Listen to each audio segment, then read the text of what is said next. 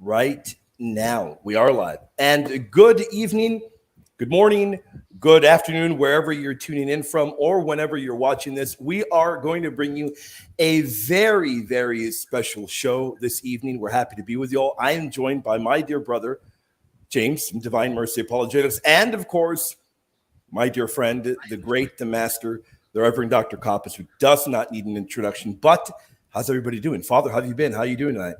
Doing well, William. Looks like you're active as usual. This is your second show today. Sure is. Yeah, I had a lot of fun earlier. And we referred to our canon book a whole lot earlier. That was a lot of fun when we were going over certain arguments from Dr. Ortland. So if anybody hasn't, and by the way, you came up quite often because Gary is pretty excited at that article of his that will be coming out rather soon in Josephus. So a lot of canon stuff earlier. And if people haven't checked that stream out, check it out. We did a stream earlier, and now we're back, and now we're talking papacy stuff. And Brother James, how have you been, my friend? I'm not bad. How are you guys? God bless you guys. Thank you for having me. And as usual, I love you all. Thank you. James, I'm going to put you in the spot. Would you be so gracious as to open us up with a prayer? Of course. In the name of the Father, and the Son, and the Holy Spirit, as it was in the beginning, is now, and ever shall be, world without end. Amen.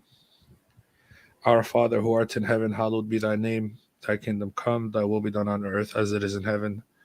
Give us this day our daily bread, and forgive us our trespasses, as we forgive those who trespass against us. And lead us not into temptation, but deliver us from evil. Amen. Hail Mary, full of grace, the Lord is with thee. Blessed art thou amongst women, and blessed is the fruit of thy womb, Jesus. Holy Mary, Mother of God, pray for us sinners, now and at the hour of our death. Amen. In the name of the Father, and the Son, and the Holy Spirit, as it was in the beginning, is now, and ever shall be, world without end. Amen. Awesome. Great job. Happy to be with everybody here. And so this has been, as far as I know, for the past several years, has been a hot topic that gets brought up very often. And indeed, this has been, let me remove this just briefly. This has been perhaps one of the most requested shows that we have ever had. Now, we've done a number of shows already in the papacy, and we're thrilled to be back now doing one on Pope Vigilius.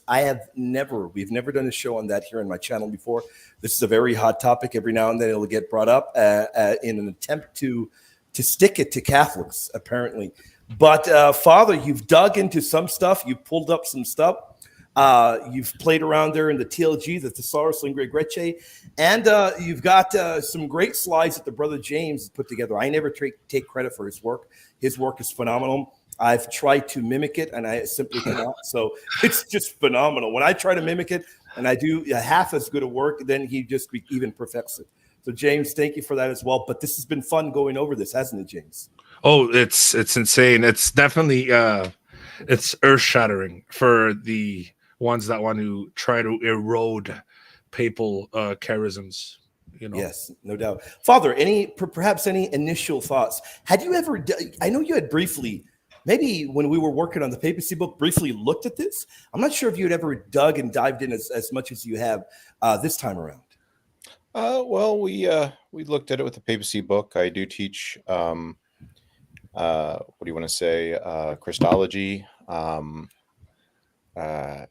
I just received a text that I think one of my students is examining me on this show tonight. So, there you go. Very good. But he just let me know. I think that because I teach the history of dogmas over the first probably 15 centuries, I have spent some time over the years in Vigilius, but it's never been something that I've done as a research project where I published a lot on. So this is more or less the fruits of stuff I've run across over the years, and also the work that we did on the papacy book, which it sounds like you enjoyed very much, from what I understand, James, which is the reason why we write, is so that people can enjoy this. Oh, yeah. The Immaculate Conception book as well. Like perfect. Monster book. By the way, guys, if you guys are interested in the papacy or Mariology, specifically the Immaculate Conception, Reverend Dr. Coppas's book and William's book, something you should definitely look into. Thank you, brother. So I pleased with what you were able to pull up. So let's pull up the slides, courtesy of magnificent work put together here by James. And every now and then we will alternate, James and myself, between reading them, and then we will pick Father's brains and we'll dive in. James, if you want, I'll begin, and then we can discuss this or whatever way you prefer. Whatever's clever. I'm game for whatever. All right. Okay, let me go ahead and read. And Peter, the most pious deacon and notary of the most holy patriarchate of Constantinople, read the book in Greek of the Acts of the Fifth Ecumenical Council. And after the seventh session of Acts were read, two separate books in the Acts, as if they were by Vigilius, who became Pope of Rome, who is held by us in saintly memory. One book was to Justinian, who became emperor, whose fortune was pious, while the other was to Theodora, who became empress, whose memory is held by us piously, in which books there are contained what follows. We anathematize also Theodore, who became the bishop of Suestia, as someone who became forever estranged from the churches and opposed to the holy fathers, who does not believe that God became the word in flesh, that is, that Christ is one hypostasis and one person and one energy. So from the outset, it seems like a lot of this controversy, a lot of what we're going to be dealing with has to do with the one energy. Is that right, Father? Yeah. I believe you're on mute, Father. You're on mute. Yeah, so the first point here is that, to my knowledge, these have not been translated into English, so I just up and translated them very, very quickly. The first thing that we should see is that the Sixth Ecumenical Council has declared Vigilius of saintly memory. We see that this is also done of Augustine for the ecumenical councils, as well as many others who are canonized saints. The form of expression here does suggest that he has not been formally canonized to me. I can't say I've made a study of the way in which this is expressed, but that's my suspicion. But nonetheless, it's clear that the entire council fathers are referring to him as if he were a saint. In the same way that you and I might do that, let's say, with some of us would like Venerable Pope Pius XII, or we could think of some others before Padre Pio was canonized, probably when he was venerable, and these sorts of things. So the second thing that we need to be looking at in this is that there's a claim. And this claim is that Vigilius wrote a document. That document was written in 548. He had two copies, one by his own hand and one by the hand of his secretary.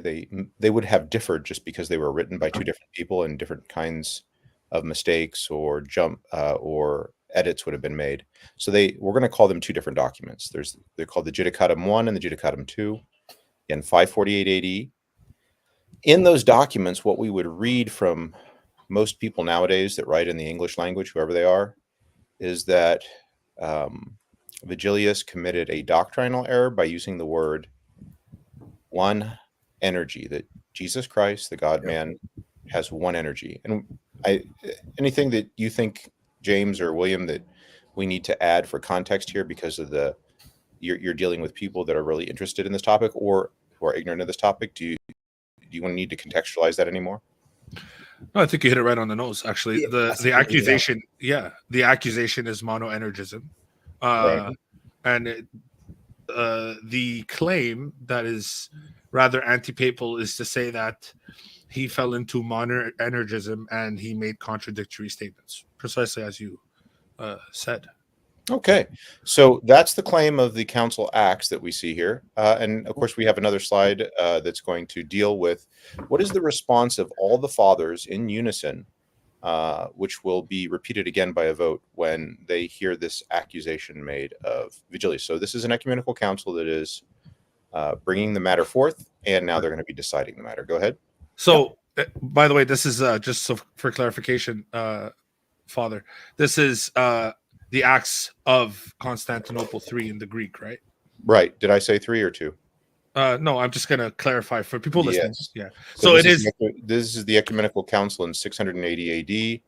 And we're going to find out what kind of stuff they have in their possession. perfect. Great. And once more, they who represented the position of the apostolic throne of Elder Rome stood up along with other God-loving men too, and they cried out and said, "My God, do no such thing. O Lord, Vigilius did not say one energy. The books, libelli, are not those belonging to Vigilius, and this book was forged, just as to the introduction to the first book presented of the fifth synod. Since, O Lord, if Vigilius dogmatized one energy and accepted this from the synod, such a kind of doctrine too would be in the definition of the Holy Fifth Synod. On the topic of one energy, they would have taken up. But after just this definition was read out loud, O most pious Lord Emperor, the Lord reveals the truth. Indeed, according to the true copy and order of the aforesaid book that was read aloud to us until the section of the definition, and after the very definition until the very end was read. There was nothing whatsoever. Let me repeat that. There was nothing whatsoever from the book carried in regarding one energy found in this definition. That's pretty significant. There's nothing to say. So I haven't been following all the debates back and forth. You and James, you know better, and then William will know second best, and really all know third best. My very general impression is that people consider themselves pundits on the fifth ecumenical council. They consider themselves reading in between the lines of various versions of the minutes of that council, not really understanding how minutes work. But the more important point is they historically talk about Vigilius either being condemned or not being accepted by the church. What we have here is the first official judgment of the matter of the 7th and the 8th sessions of the Constantinople II. And as far as an ecumenical council is concerned, its acts, these will all be voted on in the readings that we'll have later. They all consider him of saintly memory. They consider his writings orthodox, and the Greek copies that are held in the Archbishop's Chancery, it was a sealed library, the authenticated acts are read in their entirety to the assembly. And those authenticated acts do not contain the words one energy. So that is what we're reading here. Now, I'll get into historians. They're allowed to opine different things because they just have to deal with all the kind of messy evidence. But as far as canonists and theologians, people that accept the decrees and canons of ecumenical councils because they are religious persons, or canonists, people that follow the rulings of ecumenical councils because their law codes of their churches, except the Sixth Ecumenical Council, should not be able to presume to have a judgment higher than the Sixth Ecumenical Council. And yet here we are 3 years, as far as I know, back, dealing with people that are pundits that are taking judgments, interpretations for themselves. Well, the judgment's already been rendered, and it was rendered about 1,300 years ago. Anything from you guys? No, I think that's precise. I think what you just said is true. I think a lot of people are usurping, ecclesial judgment, conciliary judgment that should be final if you are Catholic or Orthodox. And they are, in essence, mutating said judgment to fashion some sort of argument against the papacy. But it's definitely gonna backfire today.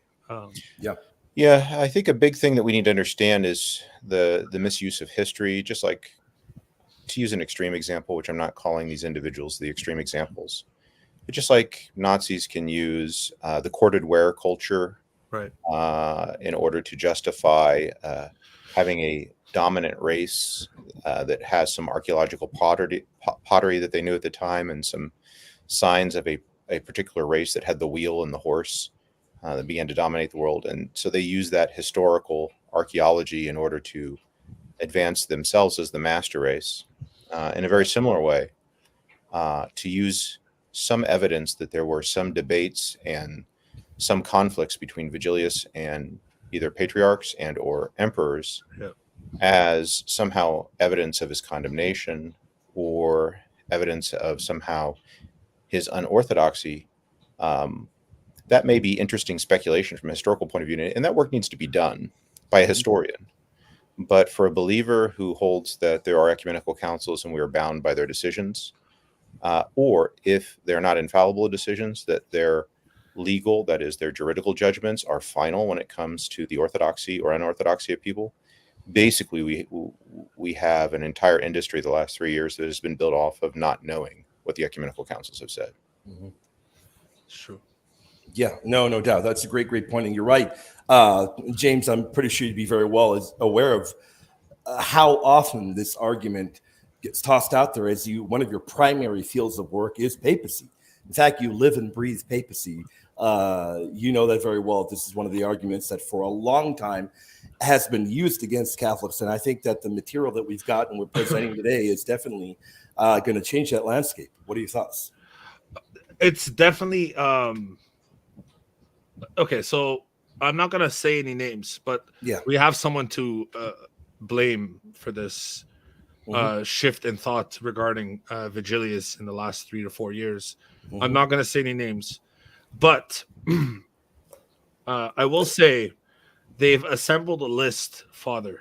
So like Liberius, Vigilius, and Honorius. These are the 3 that they like to use against papal claims. Now, Liberius is it's a no-go. It's an easy understanding. Yeah. Vigilius is the one they really press on, and today I think Vigilius is over for them. I think they've used every bit of, they've incorrectly and falsified history enough. Right, today is the last they'll ever do that. And I think a lot of this, Father, had not, as far as I know, had not been translated in English. Is that correct? Yeah, and I think this is another lesson for us who, many of us do try to read as much as we can in the languages that we can. There's no substitute for becoming a scholar, or at least becoming a linguist. Right. And reading all the documents that precede and possibly influence this, and the subsequent documents that are affected by whatever I'm studying, in order to gain insights. And if you don't have the ability to read all that stuff, at best, you're going to be an amateur in the positive sense, which means, you know, you're good for the discussion because you're getting people interested. You're an enthusiast. That's good. Once you become an expert in your own mind, and you admittedly have not read the Acts of the Sixth Ecumenical Council because they're very, very long and they're in Greek. Now we've got a problem. Spending 3 years of debating this issue and not having access to a fundamental piece of the puzzle, if you're claiming to have an impact on theology or canon law. I'm not talking about having an impact on history, but the people that I've seen that are tending to talk about this, they think of themselves as representing a religious mindset, not as representing a debate amongst historians, that they're going to publish a monograph on this in a historian's journal. They think that people should leave or adopt a particular faith as a result of their ideas. Yeah, great point. Let's move on to the next, because we're not done. What does Constantine, the emperor, respond? Yep. Let me go ahead and read it. You want to read it, brother? Or you want me to dive in? No, go for it. Okay. Then Theodore and George, the most pious presbyters, and John, the most pious deacon, they who hold the place of the most holy pope of the apostolic throne of elder Rome, said, "We request your divinely wise, serene person to examine it closely and condemn the book that was read at this opportune time on the matter of the forged part that has surfaced only to be highlighted in the Acts." I gotta say something. I'm Yeah, sorry. definitely. I have to. I don't know, Father. I don't know if you'll espouse the statement, but someone must have read this. Hmm. You know what I'm saying? And I Meaning mean, someone that has a capacity to read Greek. yes, and not just that. A lot of these guys that have, if I'm gonna fashion an argument against the papacy, I'm gonna look into every piece of evidence, every single source, every single citation. I'm gonna look at everywhere Pope Vigilius is mentioned. I know someone must have come across these quotes, and if they hadn't, or if they have and they've suppressed it, then I'm just tempted to say that people are privy towards dishonesty, Mhm. and I think that's more appalling uh than anything else. It's like you're almost trying to uphold some sort of ecclesial truth, some sort of theological truth, but you're underpinning this truth upon you know um falsifications and lies and dishonesty. And I think this is highly problematic for anyone who attempts to go after papal primacy. There was a question I saw in the chat. I am trying to pay a little bit of attention to Oh, that. goodness, I have you seen. And that is where does the Greek come from? There's two easy to get places. I got mine for free off the internet. I didn't have to go to a special library. The older version is very, very famous, named by the name of Mansi, MANSI. You can pretty much get that from multiple sources by just looking for downloads. I'll let William or someone type Mansi. Yeah. You know that name, do you not, William? Yes, definitely. Oh, yeah, no doubt. They can be kind of hard to read sometimes because of the way Sure. that they're copied. The other one is the Acta Conciliorum Oecumenicorum, which is also available on archive.org, among other places. So this stuff's not hard to get. I just pulled it up and looked at it. So I would assume that any Eastern Orthodox who has an interest in his own church's ecumenical councils and who has a smattering of Greek, or in some cases Latin, can just read these at will. So I'm not opening up a secret archive here. This has been available on the internet since as long as this whole debate has gone on for the last 3 years. Now, I know you did some searching. I guess you search words or something in the TLG. The TLG will also contains this, yeah. So you'll also find it there. Mm-hmm. Oh. Great. Very good. At this point, then, Sorry. go ahead. Are the Latin manuscripts lacking in terms of sessions? Meaning how do they refer to the Yeah, the individual sessions of Constantinople III? Yeah, because when I start with like more difficult translations, but then I start with easy translations and then go into more critical translators. So like even when I went into Schaff, just Schaff, right? Who we know is very basic. I think he only enlists, like I said, the 3rd, the 8th, and the 11th and the 16th session.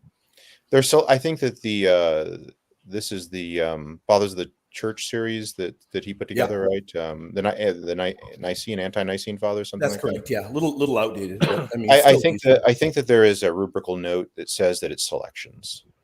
Okay. Yeah, so you're not going to get the complete acts because they're just so large. Okay. And for our readers, I mean, we've done this in my theology class that we had on William's channel. Yep. When you think of acts, you need to be thinking of minutes. So I go to my Rotary Club meeting, and we all sit down and we have a minute taker. Right. And the minute taker is kind of left to his wisdom in taking minutes to pick what stuff is relevant or not. And then there's a process after the minutes are taken. This is just Robert's Rules of Order, right? So we have to send out those minutes for everybody to look at.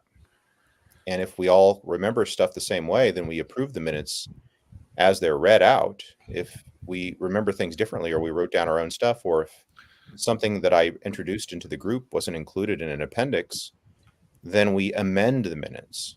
And so there's a lot of people who are going crazy because of these amended minutes. So if in 553 the minutes say one thing, allegedly about Vigilius, let's say something negative, the meeting's not done until what year? 555. When do you finally amend the minutes to reflect how everybody remembers and wants the official record to look? Right. 555. Right. Yeah. So I don't know anyone that accepts the minutes in medias res in the middle of the Right. discussion, and they approve those as the definitive minutes for a meeting, and then they claim that everybody messed up the minutes because later they had to get together and read off the minutes, and people actually redacted them on how they wanted the official minutes to look. I mean, this is the kind of craziness that we deal with. They don't understand what minutes are. Yeah. Right. And you actually see it happening at the moment right now. We request your divinely wise, serene person to examine closely and contend the book.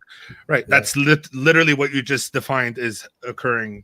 Right. And then we'll see in later sessions that they bring this out and they put it officially in the minutes that they've discovered that the so-called monophysite reading is, or monoenergist reading is fake. Now, Richard Price, as a historian, and a very good one, is going to draw attention to the fact that there's two sides to this story, and that's important. His own way of talking about this is, one, we don't have any longer the Greek manuscript of 555 or 553. All we have is a Latin one. That's a pretty good one, but that's what we have. And he's also going to talk about the fact that we can't disprove what the Council Fathers are saying here. He doesn't like what they're saying. His opinion is that there is more in favor of the monoenergist reading, in his opinion, than there is in the favor of the Greek Fathers. And that's fine as a historian. I mean, in the absence of data, you can throw your guesswork wherever you want. Sure.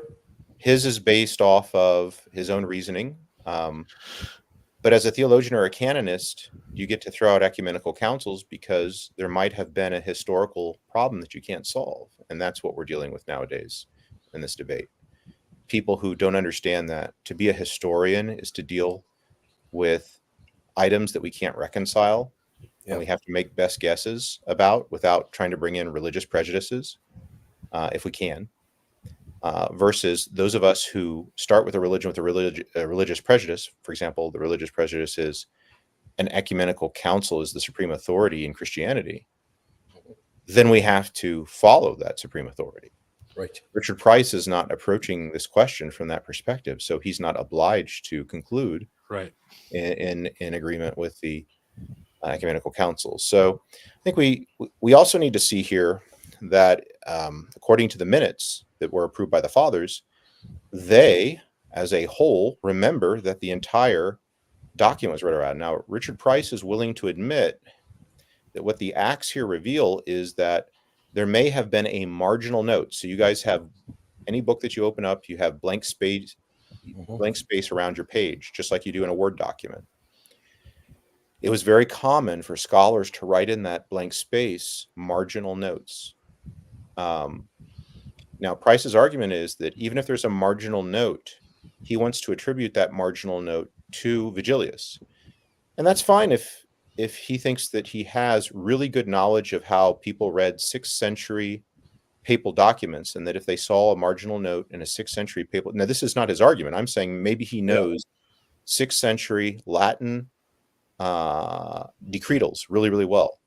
And he can tell you that having read 100 Latin decretals from the 10 or 15 years before to the 10 or 15 years after Vigilius, anytime that there's a marginal note in a papal decretal, it's always taken as written by the Pope, or under certain circumstances it is. And those are the circumstances that we imagine that Vigilius is written. This is how it would have to be argued. All Price does is he makes a very quick comment that may have been a marginal note, but it still was probably written by Vigilius. But you notice how he conditions everything. He's not a absolutist. Probably for Price. Would it be probably for somebody else? I'd like to talk to someone that's an expert on Latin papal decretals of the period and see what they think, what their gut tells them, Yeah. And what their gut tells them is probably going to be based off of percentages, not on absolutes. Right. Probability. Yeah. So we're going to subject an ecumenical council in theology to a bunch of percentages that it's going to be acceptable or not. It's judgment about Vigilius's orthodoxy based off of what one historian, Price, said was probably the case in his opinion, but Price hasn't exactly told us what the basis of that is. He's given us a little evidence, and it's not his fault. He gets to say whatever he wants. He's done a lot of work in his life, and so people give him space to say what he wants, and rightfully so. But we, who haven't done the work that he has done, we don't know why he thinks the way that he thinks. Yeah. Okay, let's move on. Very good. Yeah, definitely. Constantine, the most pious emperor, said, "That which is requested, let the correction be done after the manner of the official other book, but let the book be read, which is present until its end." Keep going. And the book was read. Constantine, the most pious emperor, said, "The Holy Synod took the knowledge from the books that had just been read aloud, that is, I say, from the synodical acts, to discover if there was something defined by these same holy synods, which exact text the most holy Archbishop of Antioch, Macarius, along with the most pious men in his party, alleged to demonstrate that one will and one energy of the incarnate economy of our Lord Jesus Christ." And you can continue.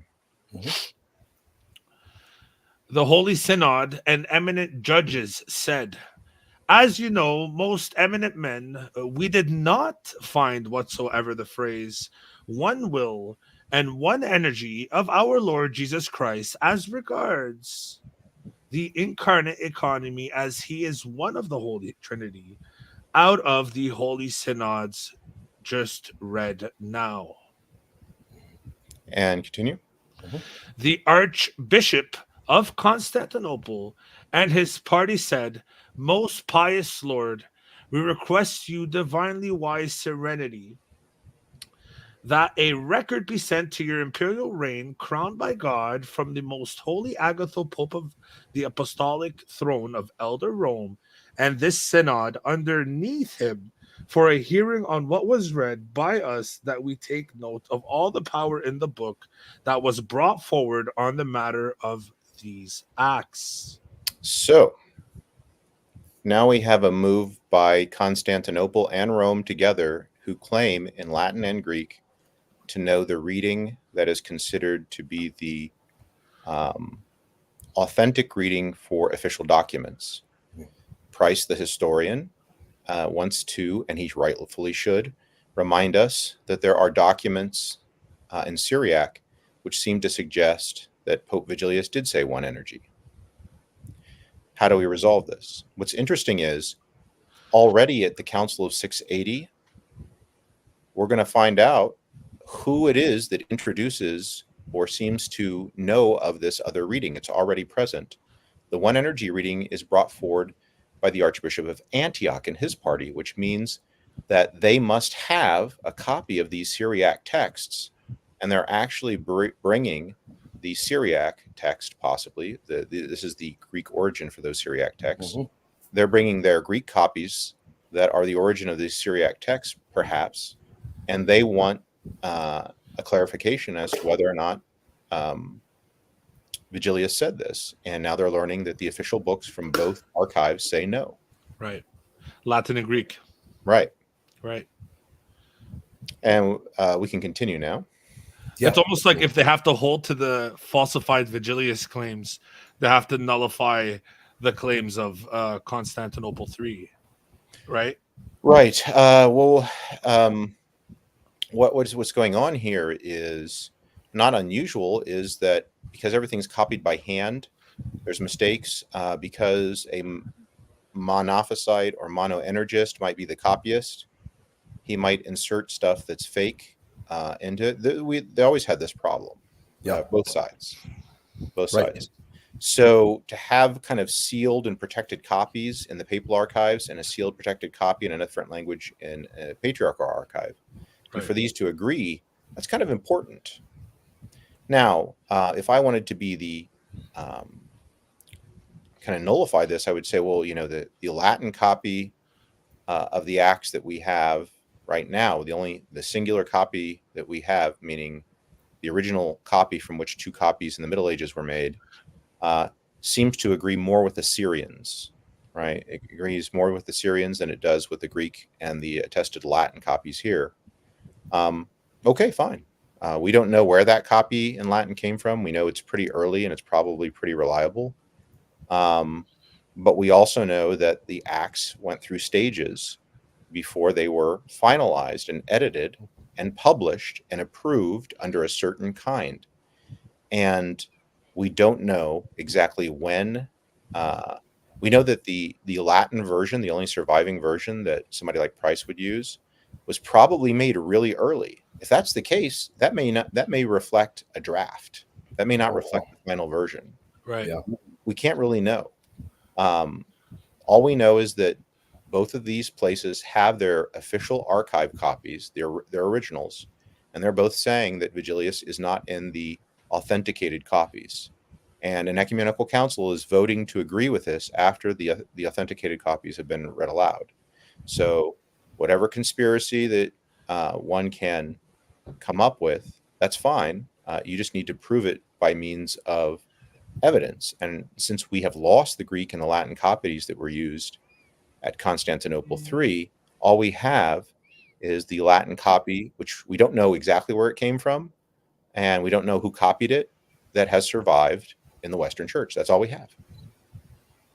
Yeah, that's tremendous. Okay. So what you're saying is the head of the Latin, the head of the Greek, the Constantinople, they've agreed that within their authenticated transcripts, there is no mention of monophysitism, right, or monothelitism or monoenergism vis-a-vis Pope Vigilius. Correct. So that means either they would have, if they are faithful to their church, they would hold to the decrees of their church, right? Correct. Anyone who claims that these first 7 ecumenical councils, or at least this 6th ecumenical council, is part of their deposit of faith, would presumably accept the judgments of all the fathers on matters of legality, on canons, and on religious decrees. Yeah. Fantastic. Great. Let's go to the next one. Let me read Continue. this one. Yeah, let me read this one. Constantine, the most pious kind, said, "What has been requested by you shall be accomplished in line with the official other copy of the book." Now, Constantinople, 3rd, session 12. Okay, so this is after everything was done. This whole beginning investigation was done. Now they're going to approve this is towards the final version of the minutes. Here's what they do at the end, towards the end of the council. Let's see what they say. The acts for perpetual memory and approved thereafter by all the council fathers begins by noting that the gathering takes place underneath the imperial dome, Trullo, and that the council fathers, bishops invited to vote, sit there during this presentation for their collective judgment and decision. That is quite significant. Right. Very significant. All the council fathers is pretty bad. That's what's very striking about this. It says all the council fathers. Yeah, no doubt. It's right there. Approved thereafter by all the council fathers. That's very significant. Any particular thoughts on this, Father? Yeah, why don't we go ahead and just read through the entire thing so we can get through the text, and then we can maybe make our final comments. If you need me to stop at any point, let me know. Okay. Therefore, we affirm that there was never a parliamentary motion about one energy in the great and holy ecumenical synods on the aforementioned topic, nor is there a definition on such a kind of question proposed by one of the Orthodox synods. Yet also Menas of holy memory, the former archbishop, guarded by God of this holy city, composed a sermon which was addressed to Vigilius, once the most holy Pope of Elder Rome. in which document Menas even dogmatized in a similar manner the one will of Christ and one life-giving energy. So that's the claim. Go ahead. Yep, definitely. Okay, here we go. And as session 12, Constantinople 3. And after the end of this reading of the letter, the same religiously minded Antiochus reread the sermon from the same codex, as it were of the one-time Archbishop of Constantinople, Menas, to Vigilius, Pope of Rome. And when this was reread, the glorious judges and holy council acclaimed, "This present reading is too much for us, since it is forged and falsified, as neither is it found here in the archives of Menas of holy memory, as there were discovered 3 false folios inserted into a sermon. Wow. The acts of the fifth council have been clearly read to us, but we have even memorized them." They memorized them because they were just read aloud earlier in the council, right? Right, definitely. And what's important here is Price is willing to, as a historian, accept the falsification because of them talking about pulling out the folios. Right. He's not going to claim that they're just pretending that there are folios. That seems to be too much of a stretch. What he wants to doubt all the fathers on is that they really read out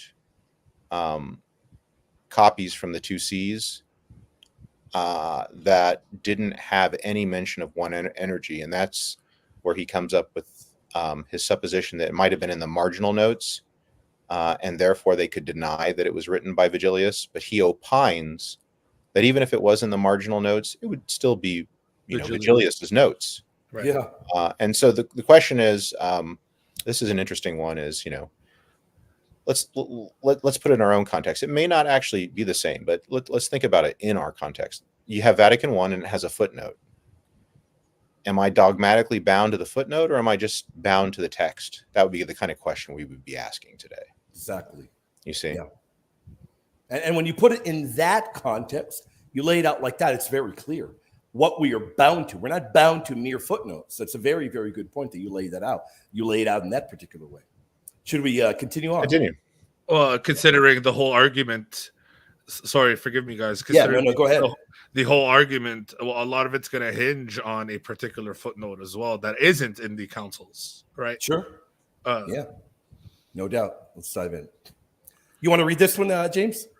Sure. Again, the most pious Antiochus, reading the same selection from the 7th and 8th acts of the 5th Holy Ecumenical Council, now lost in Greek and available only in Latin, transcribed authoritatively from the archival registers as pure in the Patriarchate. Then, after this reading occurred, the glorious judge and the Holy Synod asserted, "It is already the case that the present Acts 2 of the 7th and 8th sessions, after the fashion of the present reading of the Holy Fifth Ecumenical Council, have clarified the matter for us, but we have even memorized them. Now, in this case of those persons from the apostolic throne of Elder Rome, people went so far as to falsify the aforementioned 7th session of Constantinople II of Acts insofar as these 2 books in it are not true that they brought with them, which they were treated as if they were from Vigilius to Justinian and Theodora of pious memory." And this is what are called the Judicatum 1 and the Judicatum 2. And the reading of the 2 aforementioned sessions of Acts settled the matter of Vigilius's alleged texts as superfluous. Wow. So, settled the matter is how the Ecumenical Council saw it. They were familiar with the fact that there were different editions of the minutes because there were probably the unapproved minutes and the approved minutes. It could be as simple as the fathers of the Sixth Council seeing 2 competing pieces of minutes called the minutes that had not been officially preserved in the archives falsified when they may have just been immature minutes, right? Right. Minutes that needed to be corrected because Vigilius had joined the council. And so now they were going to say nice things about him because he wasn't snubbing them.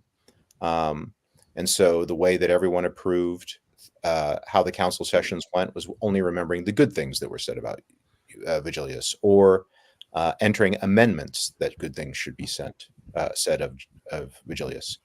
And so, I do this all the time at my faculty meetings. If you want to call inserting something doctoring minutes, it depends on the conventions. What are the conventions of minute taking?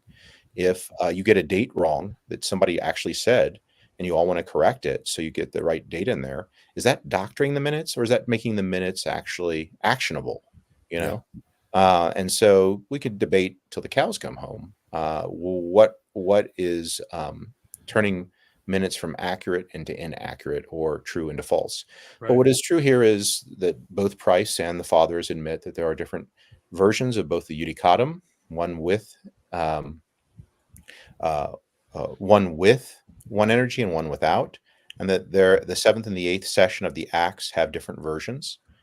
Price wants to emphasize the fact that there were more negative ways of looking at the Pope in the pre-reconciled versions, whereas in the post-reconciled versions, when Vigilius is going home, one with the council in 555, the final version of the minutes play nice with Vigilius. Of course they will. What are the version of the minutes that were approved by all the patriarchs, all the voting members that were bishops, and ultimately by the Pope of Rome? The finalized version. That's the version of the minutes, the decrees, and the canons, which is dogmatically imposed on the church, not drafts. Right. We have tons of drafts of Vatican I and Vatican II documents. None of those drafts have any bearing on our religion. And they also entail Vigilius as sound in his orthodoxy, correct? Correct. Yeah, certainly. That is the key. Mm-hmm. And I think that was our last reading, or do we still have one more from the Greek Acts? I just put, if you want to go next one, William. Yeah, let's do the last one then. No, there's more. I just put it there for people to see. Oh yeah, this is just so you guys can see. This is the Thesaurus Linguae Graecae, the TLG. You can easily get everything that I just had there. If you know Greek, you'll probably do a better job of putting it in English than I did. It took me, 10 minutes to do all this. I did it very hurriedly, having translated whole books from Greek. Undoubtedly, there's some turns of phrase that I would use differently if I had time. But you've received the substance of this. Yeah. Okay. I think that is. Was there more, James? There's more. Yeah, there's more. Yeah, let's keep going then. Okay. Furthermore, Lateran. Okay. Yeah. This was a. This may. Let me see if this should come up later. Why don't we?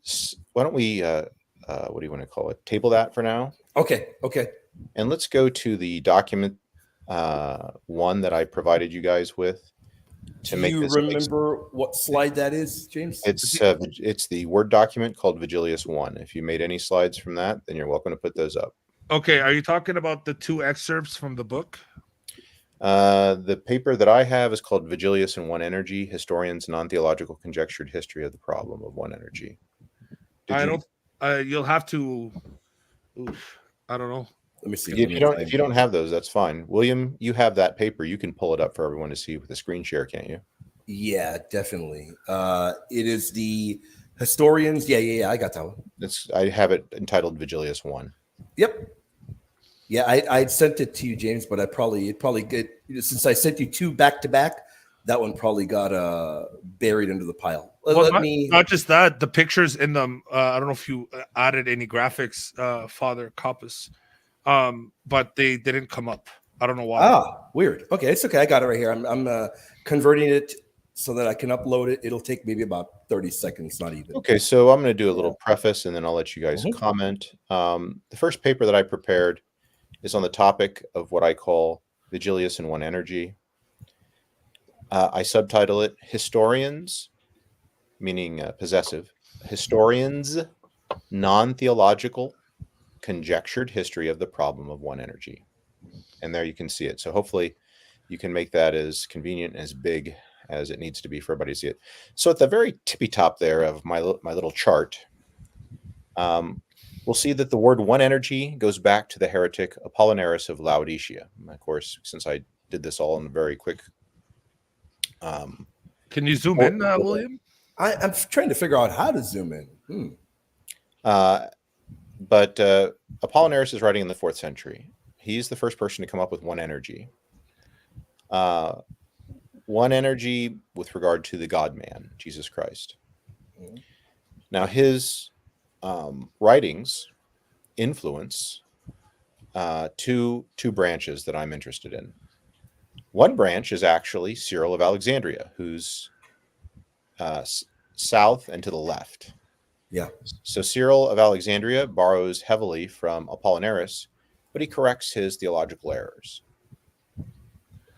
In the 6th century, when the Church of Antioch kept pounding at the Egyptian church, telling them that Cyril was borrowing from Apollinaris, they were not bothered by this. They didn't show any relenting from the authority of the text that Cyril was using. So it wasn't a question of whether or not the text was written by a heretic for them. It was a question of whether or not Cyril had, purified it and kind of canonized it. On the right, we see this word one energy picked up by a fellow that many of you might know as Dionysius the Areopagite. So that's to the right. Dionysius the Areopagite, or Pseudo-Dionysius, is a Syrian Christian. And of course, we know that he probably is familiar with Syriac. It is opined from the fragments of Dionysius's stuff that we have in Syriac that Dionysius originally, when he talked about the God-man Jesus Christ, talked about him as having one energy. We now know in Greek that we talk about him having a new energy, or we talk about him having a new theandric energy. Are you all familiar with that language? I am not. That I am not. So it is orthodox to say that the God-man Jesus Christ has a new energy, an energy that did not exist before the incarnation, or a new theandric energy, a God-man cooperation kind of action. Okay. So that is what the purified or the Greek Dionysius says. By the way, is that big enough now, Father? Are you able to see that zoomed in? I think that's going to be a question for James or for your audience. Let me see. How is it? Does it appear It's perfect. zoomed in? It's perfect. Okay, great. Okay, gotcha. Okay. Great. Perfect. So,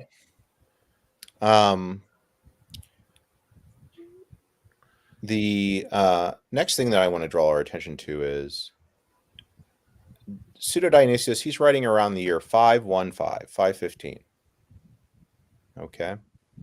He uses the word one energy. Everybody believes it's the real Dionysius. So they're trying to read it charitably. Right. The next thing that I have in our chart underneath that is that we could imagine that Justinian in the Justinian Vigilius situation, Justinian and Vigilius would have been okay with one energy language because it's coming from Dionysius. Does that make sense? Yeah, definitely. Now, that's why at the very bottom left, the last square at the bottom left, you see that the Orthodox Council of Lateran 649, which Maximus the Confessor was the virtual author of, accepts the fact that we can talk about there being one energy in an Orthodox sense. Now you can pull up that slide, James, of Lateran. Gotcha. Okay, back. Let me get Lateran up now. You mean that one there, right? You want to go for it, William? Yes, I definitely will. Yeah, let me read it. And ecumenical councils have handed down. It is to be professed that one and the same only begotten Son, our Lord Jesus Christ, the true God, performed both is divine and what is human, and that every divine and human operation proceeded without separation or fusion from one and the same God, the Word incarnate, and is to be attributed to one and the same. For the expression one operation, even if it was used by some of the fathers, nevertheless offends and upsets the hearing of some, who suppose that it leads to the abolition of the two natures. Okay. United. That's Okay, good. go ahead. What did an Orthodox council authored by Maximus the Confessor and approved by Pope St. Martin I, and which provided the theological template for the Sixth Ecumenical Council just say? You're not heretical for using one energy. Yeah, for Right. the expression one operation, even if it was used by some of the fathers, nevertheless offends and upsets the hearing of some. It's all about the scandal because of how Right. it's misinterpreted. Right. So even if Vigilius had used the word one energy, you'd have to be some sort of fundamentalist to claim that he is heretical, because Maximus the Confessor is claiming that you can use it. Phil Booth, I believe, in his Crisis in Empire, had already made this point in a popular version, scholarly version of this whole discussion. So this is not me revealing something new. This is me revealing something that's been out there for a very long time. The term that the God-man is one energy, the old word that we might use for this would be infelicitous. It's an unhappy term. Right. Because it's an ambiguous term. Oh, I see. Right. But he also says the same thing about two operations, right? He says, likewise, the phrase two operations scandalizes many because it was not used by any of the holy and approved enlighteners of the church, right? So he's highlighting the scandal that occurs with one operation and the very same, or a scandal similar when he says likewise towards those who use the term two operations. Mm-hmm. Now, ultimately, Sophronius and Maximus reject one operation language because it's only heretics that are pushing it. But the phrase in and of itself, I was just looking at the Thesaurus Linguae Graecae. It's used by the popular commentator on the Apocalypse, Ecumenius, the writer Eulogius. It's used by some authors of the fifth of the 500s. I didn't see any major saints that would cause me to think of it as a patristic term, but it has some validity at this time. And so let's move then let's go back to our chart. Yep. Let me give me one moment, because now I've got to, let me remove that. And so Lateran 645 makes one operation a dead end, not because it hasn't been mentioned by people that died Orthodox, but because it's just too prone to scandal and misunderstanding, among other things. There we go. Let me know, did I add that well? Y'all able to see? Okay, great. And you want to focus in on the right-hand side. Yes. So Constantinople 553, in its minutes or its acts in Greek, has a presumably Greek version of the Judicatum 1 and 2. At this time, the fathers would have been unlikely to know any Greek. It was still being technically required probably for lawyers, but let's face it, nobody knew Greek probably after the 6th century in the East. So we have to assume that the Chancery put together a Greek version, which is part of the official acts in the Chancery, and that this Greek and Latin version agreed with one another. The next line down is that in Constantinople 3, there's a reference to these documents made in the Acts and the Minutes that say that there is no reference to one energy. We've all just read all this. Yeah. The last thing that I note is that the Roman legates claim that they don't have it, which is, since we are aware that by and large Latins, presumably with their names being entirely Latin as well, they are unlikely to know Greek, that they must be speaking about the Latin copies and certainly the archival copies known to them from the Pope, who they are representing at the council. And then finally, I mentioned that the authentic Greek acts in the archives of the Archbishop of Constantinople read without one energy. But finally, the Archbishop of Antioch and his party seem to mention that indeed there is a version at the Sixth Ecumenical Council that has the word one energy in it. And this seems to align well with the fact that Syriac scholars date probably the first mention of one energy attributed to Pope Vigilius around 580 AD, right? Yeah. So Either they got a bad copy, they got a Monophysite handled copy. They could have gotten a good copy. As a historian, we could say that. But the fathers of the council were unconvinced by that argument, and they rejected it. And their final judgment doctrinally was that Vigilius was orthodox, that he never wrote that, and that the falsifications in the text that they themselves discovered in the authentic codexes prove it. And because we do not have either a copy of the official Latin codex or the official Greek codex, which has survived, we can't refute those fathers. We can only opine as historians to think that they had too much invested, they had too much to lose by admitting that the Syriac people were right. So we as historians are going to throw in our lot with the Syrians. That's basically what we're doing. Any questions or comments on all that? No, it's pretty self-evident. It's pretty clear, actually. Yeah, I think that's really clear. So no reference in the Greek, no reference in the Latin, perhaps a reference in the Syriac in the year 580 AD. Right. Definitely Syriac fragments have been found. So people like Sebastian Brock and other scholars have done that. So we do know that there's a double witness. There's the Latin Acts that we have preserved, which were copied very early after the council. So what edition they reflect, we can ask that question. Secondly, those acts may actually reflect an early copy in the papal archives. It's not certain, but it's possible. And the Syriac acts may have been made from that copy that the Archbishop of Antioch seems to have a hold of in his archives. And if that's the case, those Syriac version may have just been adopting what it said in the Greek, or it may have been falsified, or a draft. Right, or another draft. Wow. So we have all kinds of things to think about, right? So am I going to build an entire theology against the papacy based off of these kinds of conjecture? Apparently, it's something that you can have a super chat on. Yeah, very, very bad arguments. Yeah, no doubt. Okay, so here's my little bullet points. Yeah, thank you. Yeah, I put it for you. I did it. Is that the one that's theologians and canonists obligations in light of Constantinople? Yes.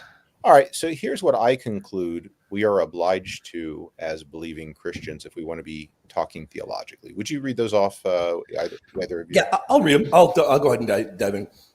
In light of Constantinople III, historians must try to identify facts of archaeology, example given, and they create stories, link together archaeological material in a series of presumed cause-effect relationships.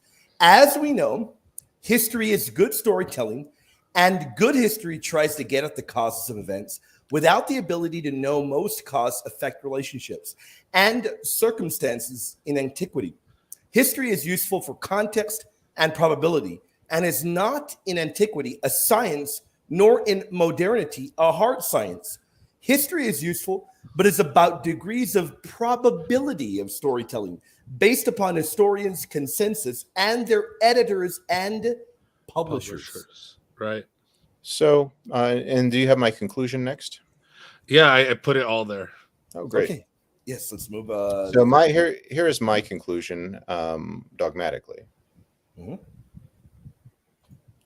The judgment. Go ahead. Oh, go for it. You want? No, go ahead. Is this with the reference to Melchior Cano? No, I didn't put it. Did you? Okay, let me preface that then. Okay. So, we've taken Saint Vincent of Lerins, who is rather famous. I'm going to call him a dogmatic theologian, who came up with trying to find all the places that you and I go to, scripture, tradition, that can be authorities for us to make theological arguments. Yeah. That was, I'll call it mathematized or systematized even better in the 16th century by Melchior Cano. So St. Vincent of Lerins, writing in the 5th century after the Council of Ephesus, systematizes all the places that we go to get authoritative theological arguments. Melchior Cano even does a more scientific broadening of this in his work called De Locis Theologicis. And so what he does is he tells us all the authoritative places that we can go to. And I think I provided a Venn diagram, which this doesn't look like this is the Venn diagram. It didn't like I said, the graphic. Oh yeah, it didn't work. Yeah, I don't know why, Father. Oh, that's okay. That's okay. I put everything I possibly could in terms of No problem. So here, listen to what the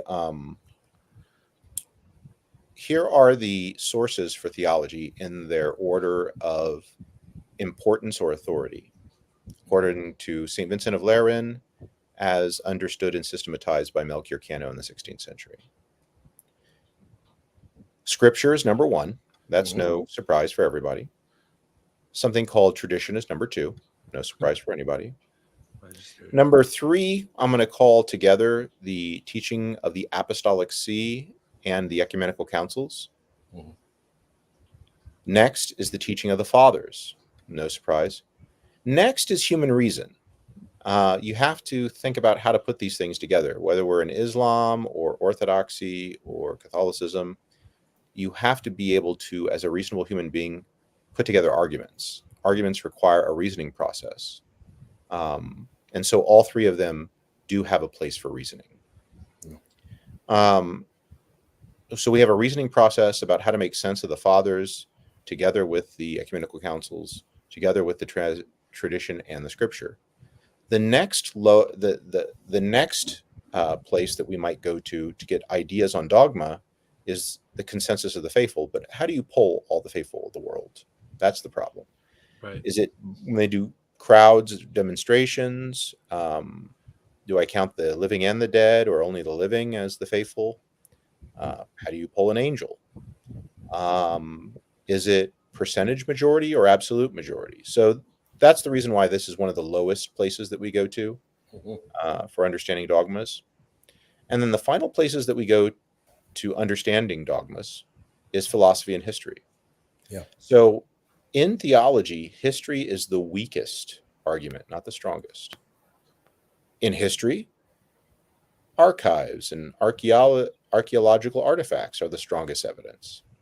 In theology, scripture, tradition, ecumenical councils, decrees of pontiffs, the multiple testimonies of fathers, and how one reasons with all that, those are the most authoritative arguments.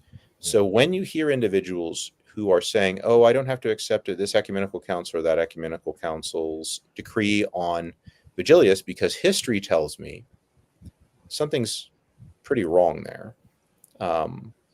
They're not thinking with the church, whatever their church may be. They're not according to the mind of the fathers or the church. They're claiming that history gives them a special superpower to exempt themselves from anything that they don't like because they have a historical reason not to like it, or to embrace anything that they already like because history also tells them that they're right. So that's how I would see it. Any comments or anything else? Perfect. I thought that was fantastic. Let me see. I think we have about. Let me go ahead. You should still read the one before this one first. Oh, the one. Oh, this one. Yeah, oh, my bad. My bad. I thought I'd read it. My bad. Let me read this. Yeah. The judgment of Constantinople III on Vigilius is on his orthodoxy and on his authentic works, and he is asserted by the fathers in unison to be saintly in memory, that the authentic version of his judicatum does not contain one energy, that obvious falsifications, forgeries were discovered, and that the Roman and Greek acts agree against the manuscript from Antioch. Is that a correct assessment, Father? That's how I see it. Yeah, fantastic. That's what I read. Yeah, excellent. So in conclusion, if anyone wants to read them all and translate them and do a more precise job, then we should all thank them. Yeah, no. If they think they can do better, which would be that's quite a tall task. Yeah, no doubt. But this is great. These are great points. So what can we conclude? A Catholic Orthodox theologian has no authority to arrogate to himself the designation of a saintly person and the orthodoxy of his works to be heretical in the name of the supreme authority of his church. Historians are theologically valuable only for contextualizing dogmatic and juridical acts. They may provide better access to the meaning and scope of statements and declarations. However, even here, the supreme living authority is the final interpreter by divine mandate, and very clearly you can find that to be scriptural. Matthew 16:18, Matthew 18:18. And no Catholic and no Orthodox would disagree with that statement, because this is very clearly in our faith. A Catholic Orthodox canonist is obliged to uphold in conscience the judgments on matters of, is that heresy, right? Heresy and orthodoxy of the supreme authority, not historians. Any desire on a canonical matter like this must be resubmitted to the supreme authority for re-examination, and arguments can be made for the cause on non-dogmatic judgment. But the position of one school is determined by an ecumenical council, not by questions regarding archaeology. Those fantastic. Are my conclusions. Yeah. Now that's masterful. Yeah. Any final words on the question of the one energy, its conclusions or arguments? So Petros had one. If you want to, Let me. Why don't we take any? Let's take any questions on this, because then we have part 2, which is also exciting. Yeah. Part 2 is going to deal with the self-contradiction of the Constitutum 1, the don't condemn dead people, and then Constitutum 2, condemn dead people. We're going to deal with that. Fantastic. Let me go up. Go ahead, brother. By the way, slide 19 is the footnote of Dr. Father Richard Price. Oh, so okay. If you want to put that up as well, because we can put it up just so people can see. There we go. My bad. Okay. Now the whole thing isn't that value. Let's see. I've highlighted the red where he implements that. Yeah, there you go. What does it say? Says so. This is in his footnotes for the Lateran Council about the third session. He remarks, the most important document in the Libellus of Minas to Pope Vigilius, which included a statement of the one operation and one will. See Winkleman 201 2001. He dates it to 552. It was an important text for the monergists, monoenergists, and the monothelites. See its citation in the monothelite for Florilegium. I'm so sorry. In Brock's 1985 work, but was condemned as a fake. Look what he writes in the footnotes. It was condemned as a fake in the Acts of the Sixth Ecumenical Council. So this is where Reverend Father Coppus properly highlighted earlier. He's giving you both sides of the coin, if you will. Mm-hmm. Yep. Nevertheless, there is little reason to doubt its authenticity. Not least it is clear that earlier opponents of monoenergism and monothelitism thought it genuine. See disputations at Bizier 4 and disputations with Pyrrhus in the Patrologia Graecae. So he's not willing to die over that statement, but he does put it in very favorable statement towards the Syriac position on this. I see. Doesn't sound like a hill he'd go as far as to dying on, though. But yeah, I get you. Yeah.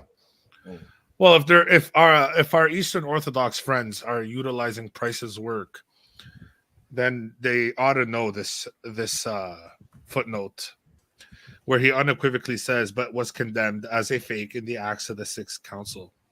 Yeah. Right. And he, again, like you said, he offers, I'm assuming, attempting to remain transparent when he talks about doubt in its authenticity. Mm-hmm. So. Yeah. Absolutely. So how about we snag some questions? That'd be good for y'all? Okay. Let me go all the way up as far up as I can, and then we'll work our way down. So earlier, by the way, I don't know if you're still here, but John Colarafi, thank you so much. Earlier, you had a question. So take questions. I want to take questions from our members. If you are a member, drop a question. We'll take yours.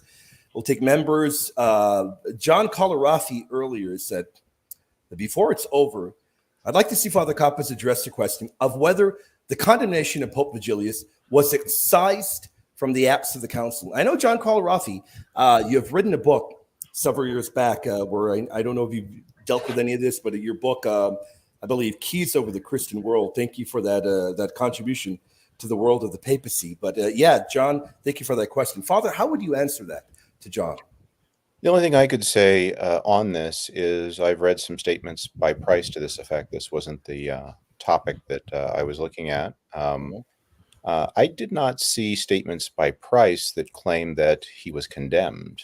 I saw statements by Price that go over the earlier version of the Acts, where there are kind of sideswipes taken against the Pope, and these sideswipes treat him as if he is out of communion with the other patriarchs.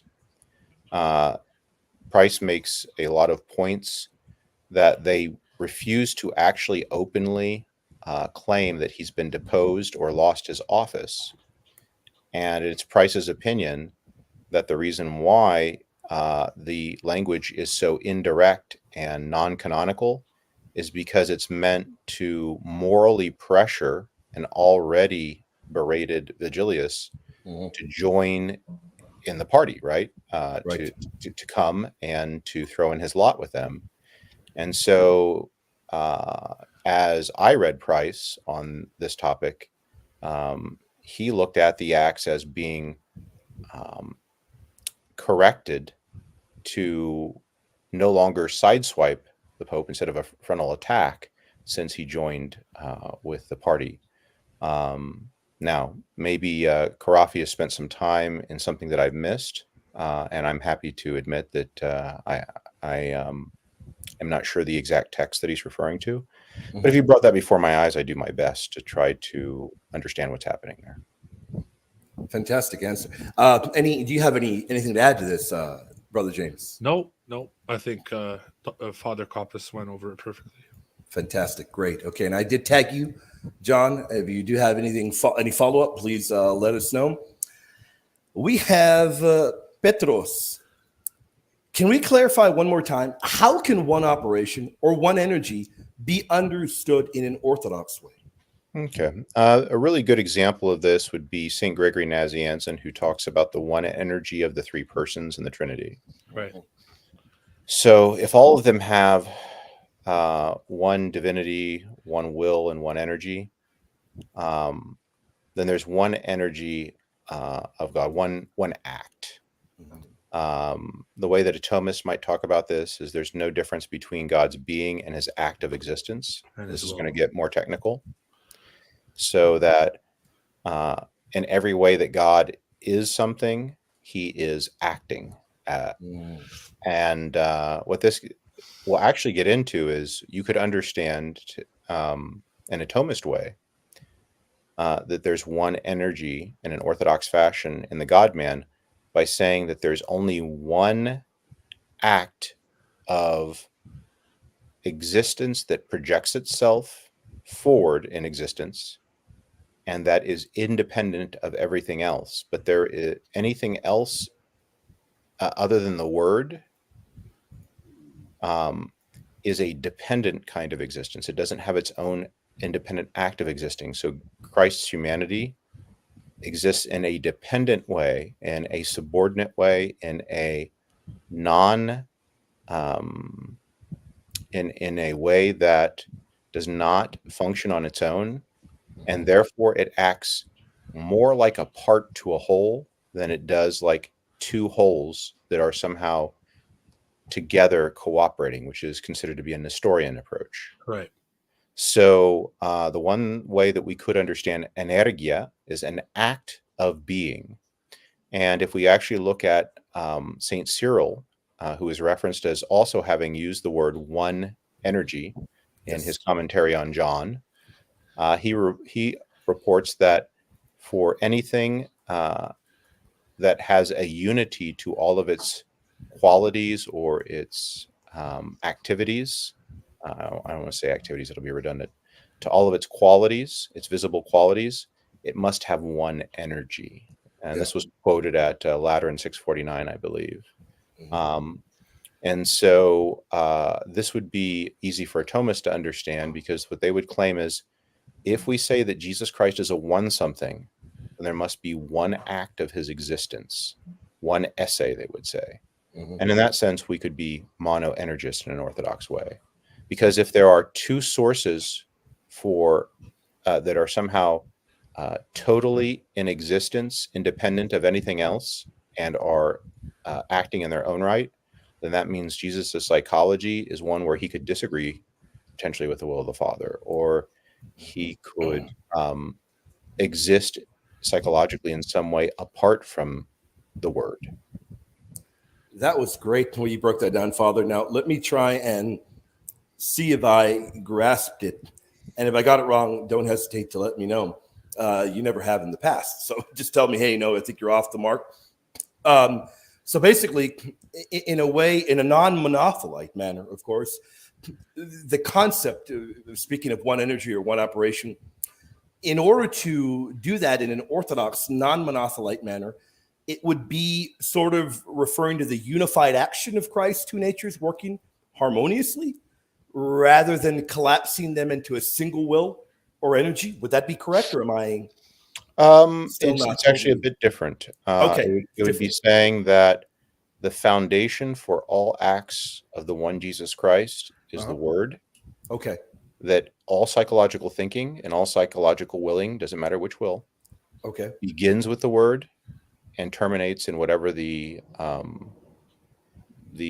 intention of the Word was, not in what the intention of a human nature is. okay, To have that kind of unity requires that there's only one act of existence. There's a one something. There aren't two somethings that are just morally cooperating with one another. And in that sense, you could say that there's one energy. Now, a Thomist in Greek would say there's to ine. So you would say that there was one being. But the participle esse, I'm sorry, the infinitive esse means something like act of existing as well. So it's fantastic. So pretty much that way would preserve diatheletism. It would be compatible with diatheletism and energism, I believe, right. as well. Now, it's an open question as to how you would, using the philosophy and its distinctions that were present in the 6th century, how you would answer that question. We can answer that question with the advanced scholastic metaphysics. It may be harder to answer that question with what was available at that time. Understood. Perfect. Okay. So Saint Cyril says something similar in Thesaurus, his works. I put it in the Greek. Is that what he's referring to, Father? Say again, please. He says the divine essence is that which generates. The energy is that which produces. Nature and energy are not identical. That isn't the one I was thinking of from the Thesaurus. I was thinking of his commentary on John. Oh, I see. Okay. Yeah. Gotcha. Okay. John Colarafi returned. John, do you know what page that was on? If you could mention it, I don't know. Maybe sure. The page. I mean, I have my copies, so if he maybe that could help, John. I'll take a look at it. Yeah. Condemnation. It's easy enough for me to search right now the word condemnation. I have the acts right here. Okay. Marcos. Although there's probably a lot of condemnations in that. Right. Oh, yeah. Probably going to get like 300 hits or even more. Yeah. Yeah. Well, you looked it up. I'll just say Marcos Zamora, thank you so much. It's a lot of information, definitely. And to our brother, Hugo Osana, Hugo is a top-notch, one of the very best we've got in the Spanish-speaking world. A great, excellent Catholic apologist. He's fantastic. Thank you for the comment, brother. Yeah, Hugo, you're going to really, really just feast on this as you can get this information and you take this over into the Spanish-speaking Catholic world. If this is new for the English-speaking Catholic world, and this has been a sticking point for a while, this is groundbreaking to the point where it's just cutting-edge stuff, brother. And it looked like there was an important question on Matthew 16:18. Are you going to take that? Yes. William? Oh, yes. That's in our book. Absolutely. Yes. And Logan, thank you so much for multiple super chats. And yes, Logan, I highly recommend you get a hold of our book on the papacy. If one of our mods, if one of our wonderful mods in the chat can post a link to our papacy book, we'd greatly appreciate it. Logan asks, can you explain Matthew 16:18? And the gates of hell will not prevail against the church. Is that referring to the church as a whole or to Peter's primacy? And if you want, I can tackle that while you look that up, Yeah, Father. sure. Or, go ahead. Okay. Yeah, Logan, first off, I highly recommend you snag our book. And here's the one thing that we do for all of our books that we put out. Sometimes people don't have the means to get the physical copies, or maybe their country doesn't ship them to them. It's too expensive. If you get Kindle Unlimited, whether a trial edition or whether you have Kindle Unlimited, you can begin reading all of the books that we've published. I really highly recommend you get a hold of it. But let me answer that to you. Very clearly, this is referring to the church, but you're not going to separate the vicar of Christ. You're not going to separate Peter from the church, because Peter is the representative, the vicar of Christ on earth. He is the leader of the Christian faithful. He is the shepherd. So you cannot separate him there from the church there. Very clearly, that is what is meant in Matthew 16:18. He is given the keys to the kingdom of heaven. And in our book on the papacy, as far as I know, and James, who is on the cutting edge of papal stuff, would probably know better. As far as I know, our book, in print at least, is the only one that deals with the patristic connections of Isaiah 22 and Matthew 16:18, showing the multiple church fathers that connect those verses. I don't know if anybody else has put something like that out in print. Well, there is a wonderful connection to be made as well for Matthew 16:18. Yes. Regarding prophet Jeremiah. Oh yeah. A lot of the church Absolutely. fathers liken St. Peter to Jeremiah a lot. Yes. And in St. Peter, so in essence, just as our brother William said, you cannot separate the vicar of Christ and his commission, or his endowment, if you will. You cannot separate the primacy of Peter from the church. I would argue that it is referring to both church and Peter. Yeah, no doubt. Yeah, and look, very clearly, as you know very well, James, as you've done an insane amount of work in this, the fathers wouldn't have done that. They would not have. Oh, there we go. I think Father just found it. Let me post that. Give me 1 second.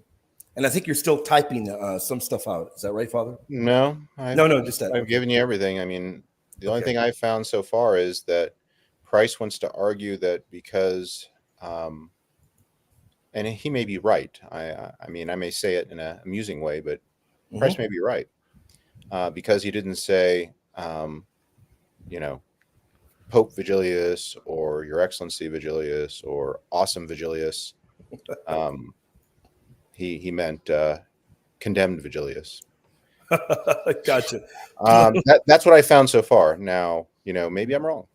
Maybe there's an explicit point that Price makes, that Vigilius was somehow condemned in a version of the Acts, which really, I mean, to me wouldn't matter, because the only thing that matters is what is the version that was authenticated by the Pope of Rome, and stored in both the Greek archives and the Latin archives. I mean, that's the dogmatic version, so it really doesn't matter. Ultimately, that is what matters. And as James emphasized it earlier, and you emphasized it, Father, drafts don't matter. Ultimately, the final edition is what matters. And I think that people are forgetting that. That is not what is being. I'd rather be condemned in 1,000 drafts by 1,000 councils than by one decree and one real council. Yes, right. That's a fantastic point. But let me put it up there for the audience. The omission of all honorifics, and even of the title Pope or Archbishop of Rome, implies that Vigilius was judged worthy of condemnation and deposition, even though the penalty formally imposed falls short of this and is limited to deletion from the diptychs.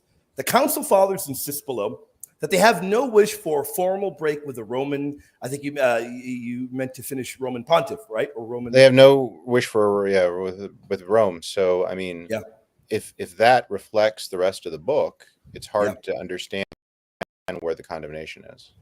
Yeah. I mean, to kind of use kind of kind of scratch your eye out catty language, Yep. isn't exactly what we're kind of looking for when we have a smoking gun.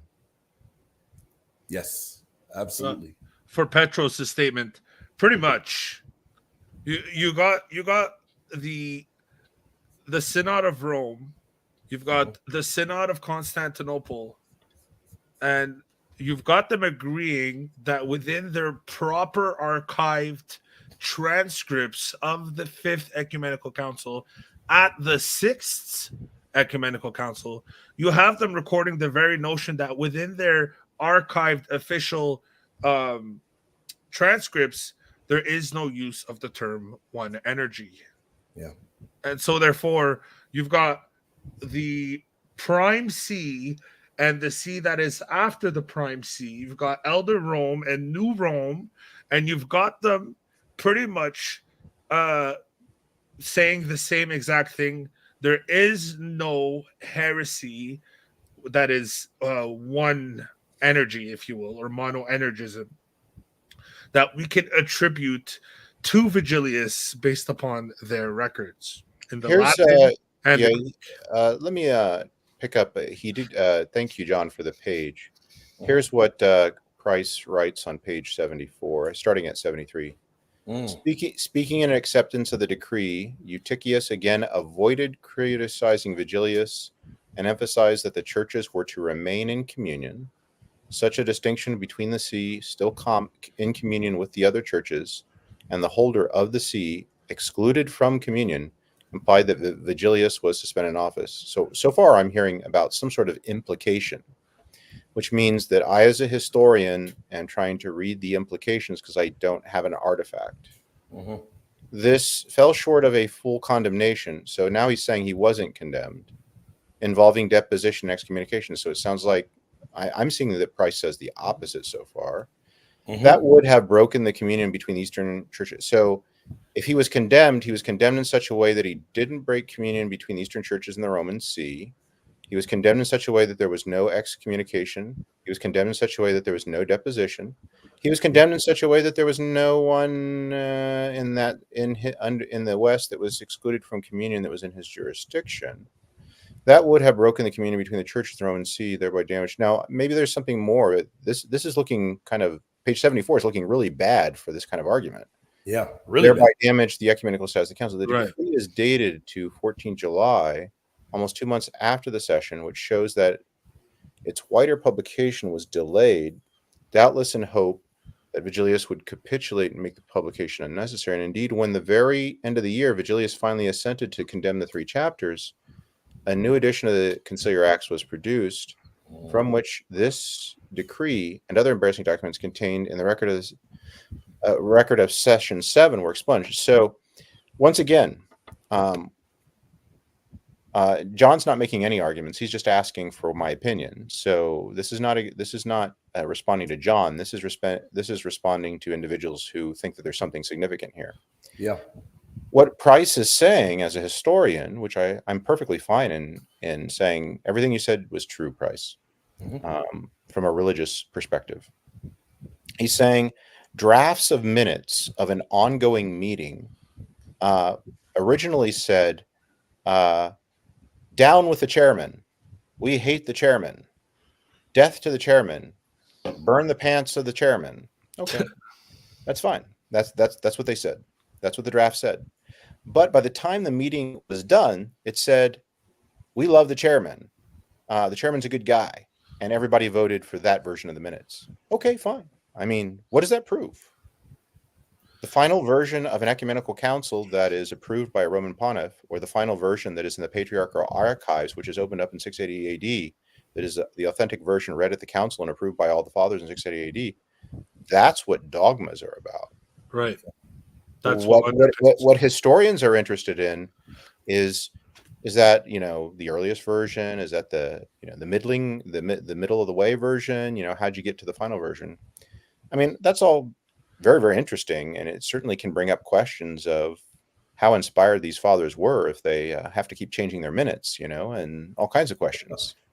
Now, from a Catholic dogmatic point of view, by the way, the minutes of ecumenical councils are not dogmatic. For Orthodoxy, they oftentimes treat them that they are. So the people that I've heard talking about this in Orthodoxy somehow want to claim that the very minutes of the ecumenical councils are dogmatic. A Catholic treatment of minutes.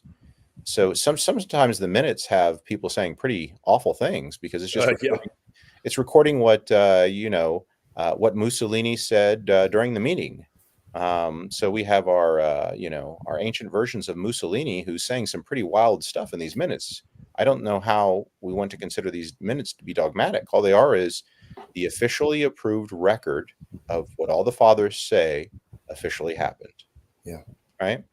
So that we're kind of claiming that there's a lot of threats here to the papacy is basically saying I mean to me it's like saying Robert's Rules of Order prove the Catholic Church wrong. I don't think so. I don't think that the Catholic Church has ever built its. The Catholic Church may be wrong from a theoretical point of view, but it's not based off of the minutes of ecumenical councils. Yeah. Excellent point. So, I mean, I do appreciate him highlighting that, and maybe there's something I missed that he saw that I didn't. But I think I read a pretty representative portion of page 74. Yes. Yeah, no doubt. In fact, in case anybody does have any other questions, let me put the final two slides up and let me read them. These are problems that people that either doesn't matter whether the Orthodox or Protestant or evangelical, doesn't matter. These are issues that are faced by those that try to utilize this to try to tear down the Catholic view of the papacy. Number one, we do not possess today any longer the authentic Greek Acts and decrees of Constantinople II in Greek. The last known copy was lost after Nicholas of Cusa at the Council of Florence in AD 1438. The Acts in possession of the Archbishop of Constantinople in AD 680. Number two, the authentic Greek Acts contain references to two libelli of Vigilius, Constitutum 1. That's wrong. That should say Judicatum 1 and Judicatum 2. So I apologize. That's my error. Okay, Judicatum 1 and Judicatum 2. Okay. The position of Constantinople III's Greek fathers, as approved by Pope Agathos Legate thereto, is that the Latin version of the libelli of Vigilius are inauthentic, and that a better version of these documents exists in the patriarchal archives, which even the Latin legates agree exists. 3, proofs are also given for the interpolations and additions of the letter of Menas to Vigilius that first used the word one energy. Brother James, you want to read these final ones? Sure. The council exonerated both Menas and Vigilius multiple times in its solemn judgments. We just read that. Eastern Orthodox who hold the supreme decisions of ecumenical councils on matters of heresy and orthodoxy must conclude that Vigilius never erred either on monergism nor in his libelli, since the judges and the council fathers declared the Latin version falsified and interpolated and reverenced both the writings and the memory of Vigilius in the annals of orthodoxy. Any attempt to arrogate private or historical judgments to oneself is a claim to have greater knowledge, discernment, and authority on ecclesiastical matter than an ecumenical council, that putatively supreme arbiter of orthodoxy for Eastern Orthodox Christians and the final court of appeals. It is to reject point 6. It is to reject the decision and the vote of an ecumenical council and its fathers when one impugns or accuses Vigilius, who was examined officially and approved by all the fathers, the Pope, and the Emperor in the official acts. Vigilius's documents were authenticated in 680 AD, declared orthodox, and the questions around the Latin version of the Judicatum both 1 and 2, and the one energy statement concerned the current version of the Latin Acts published by Price, not the Greek Acts that were authenticated by Constantinople and Pope Agatho in AD 680. Is that a pretty accurate summation there, Father? You're muted, I believe Father. you. Yeah, I believe you are muted. Let me see. I try to unmute. Are we ready There for we go. part 2? Yes, definitely. Yeah. So I have my Vigilius part 2. This is going to address the claim that there is an issue of papal infallibility as a result of Pope Vigilius reversing his decision to not condemn dead people, and then his decision to reverse that is to condemn dead people. We all get that? Yep. So did you put slides together for this too, James? What part is that, Father?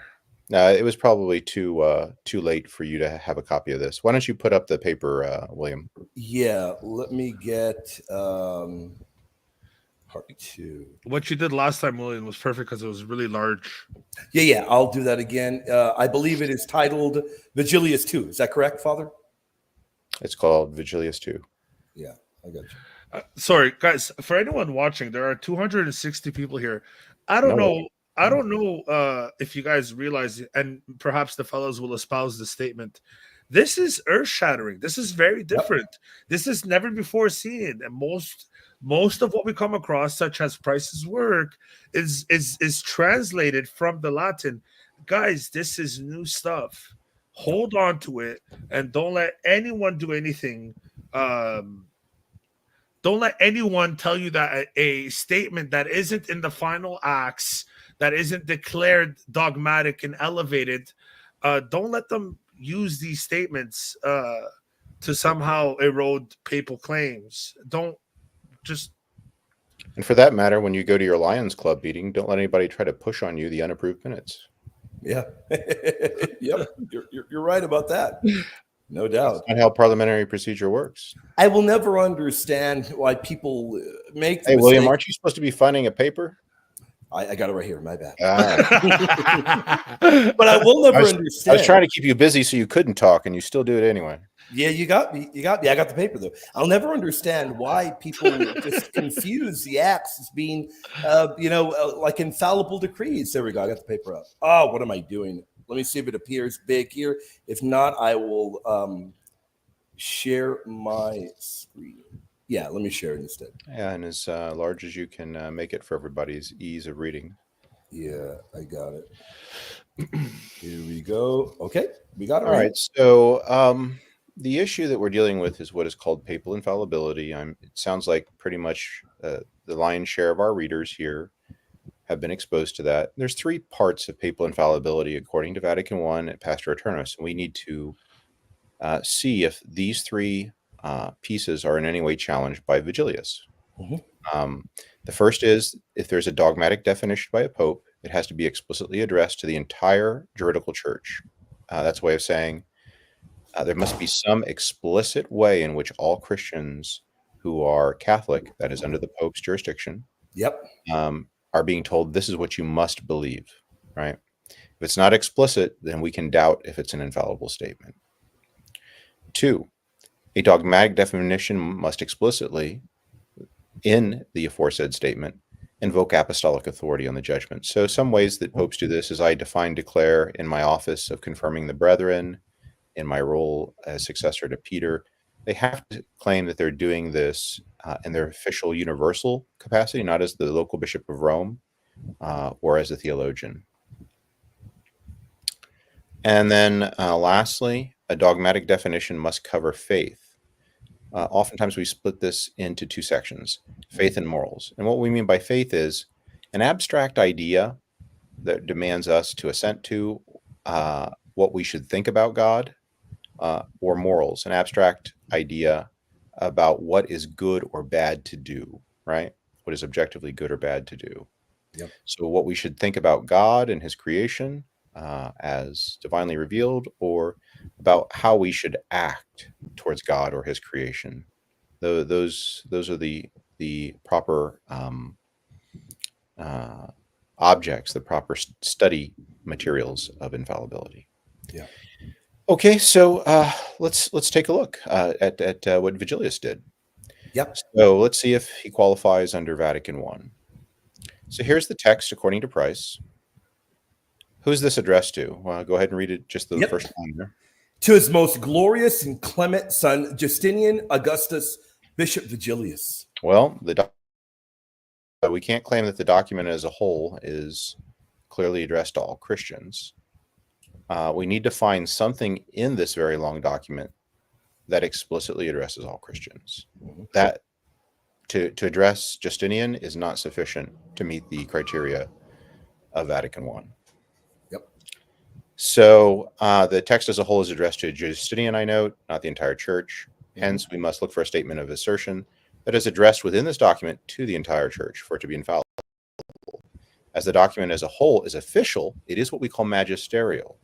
So if we accept the fact that Vigilius did write this because it has in some way been authenticated in a pontifical archive or some such, or a pope has authenticated it as a real document, or an ecumenical council has, then the next step is to admit that it's magisterial. But to be extraordinary magisterium, that is to be a Vatican I papal infallibility kind of document, it has to be, something in there has to explicitly address all the faithful. So until we get to something saying that, we don't have anything infallible.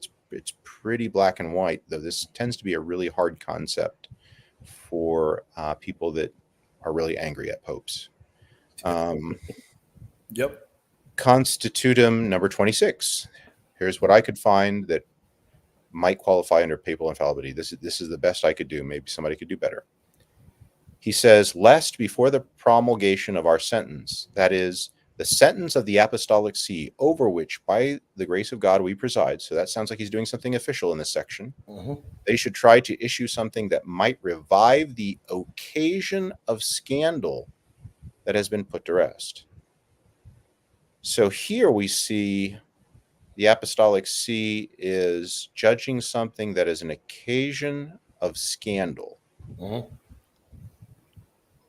So it's a situation that could cause other people to lose their faith, other people to doubt the church, other people to wonder about God's providence. This sounds like the meat or idol controversy that St. Paul had to deal with in Corinthians. And his whole point is, I don't care if you eat meat, just don't scandalize anyone. Right.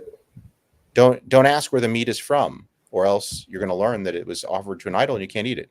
That doesn't sound like faith and morals. That sounds like scandal. Scandal is not about whether something is a good or bad act in and of itself as a matter of faith or matter of morals. Scandal is about whether or not the act has an effect on others. Right. Offending others. Yeah. So that's the best I could find there. Let's see with the Constitutum 303. You want to read that for us? Yep.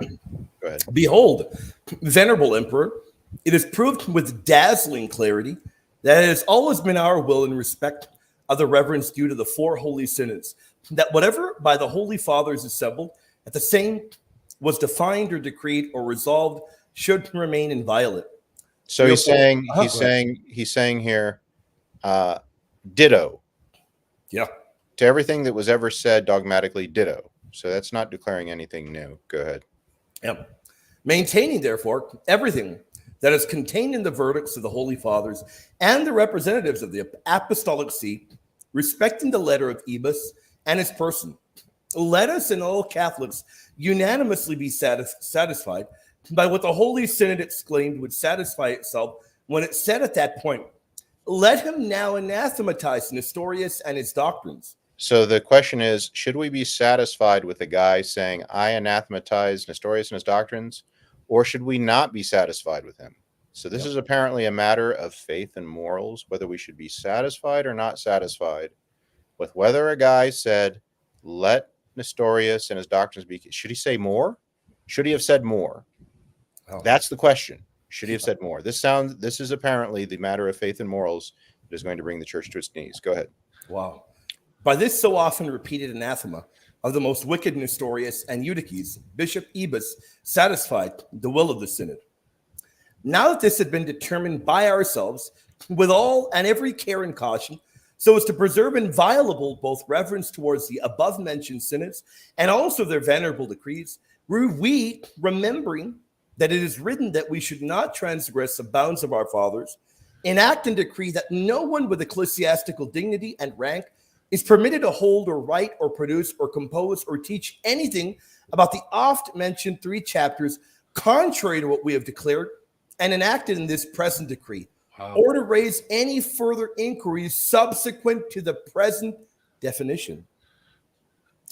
But if in the name of anyone with ecclesiastical dignity and rank there has been, or will have been, done, said and written, by whomsoever and wheresoever is to transpire anything in breach of what we have declared and enacted concerning these 3 chapters, this we totally annul with the authority of the apostolic see, over which by the grace of God we preside.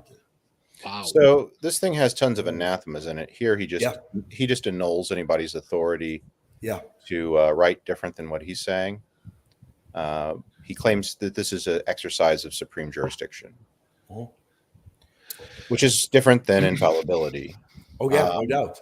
He's claiming that it's among the 3 things to be done, whether or not we can ruin a dead man's reputation, who died with a good reputation, and whether or not we should have asked more of someone who was let go by a council.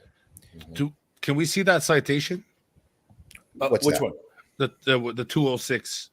Oh, I don't know if it is here in the bottom. Is it here in the bottom? Okay, then it's okay. Yeah, it might be. It's probably at the end of the document. Yeah, let me go. There's no point in going all the way. Okay. Yeah.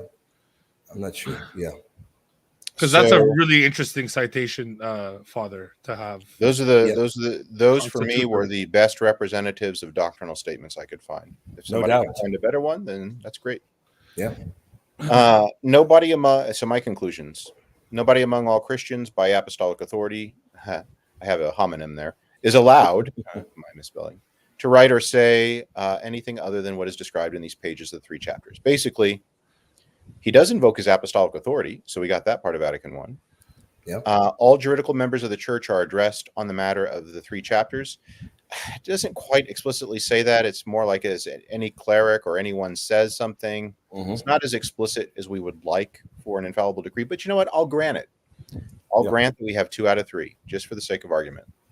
But the problem is the object in writing anything contrary to the whole of this document. So what is the whole of the document? It claims to repeat decisions of dogma and discipline to previous councils. So that stuff is infallible by virtue of being an ecumenical council, and that's what he already said. But also to do something new, to restrict applying penalties to the dead. So I'm not going to apply penalties to a dead man. And I don't want to. That's what this is. The question is whether damnatio memoriae, damning someone's memory after they're dead, which is a pagan practice, is able to be practiced on dead Christians too. There is, until this time, no conciliar canons. There's no councils that have been received by Rome or Constantinople into their canonical collections on the issue of condemning people that are already dead who died in the bosom of the church. The issue is not of past dogmas or discipline in these churches. So the question then becomes, does the binding and loosing power of Peter extend to dead people? So let's look at a thesis that was which was recently published on this by Harrington. You may even know this guy, William. I think I've heard of him. Yeah. So have I. So go ahead and read the excerpt after footnote 86, if you would, William. Oh, sure. You want to dive in, James? Go ahead. It doesn't matter. If you can see it, go ahead, James. Yeah, go ahead. Vigilius's approach on Theodore of Mopsuestia differed. He anathematized 60 of his extracts, but refused to condemn him as he had died in the peace of the church. Importantly, in his defense of Theodore, he quoted passages from 2 letters in the Collectio.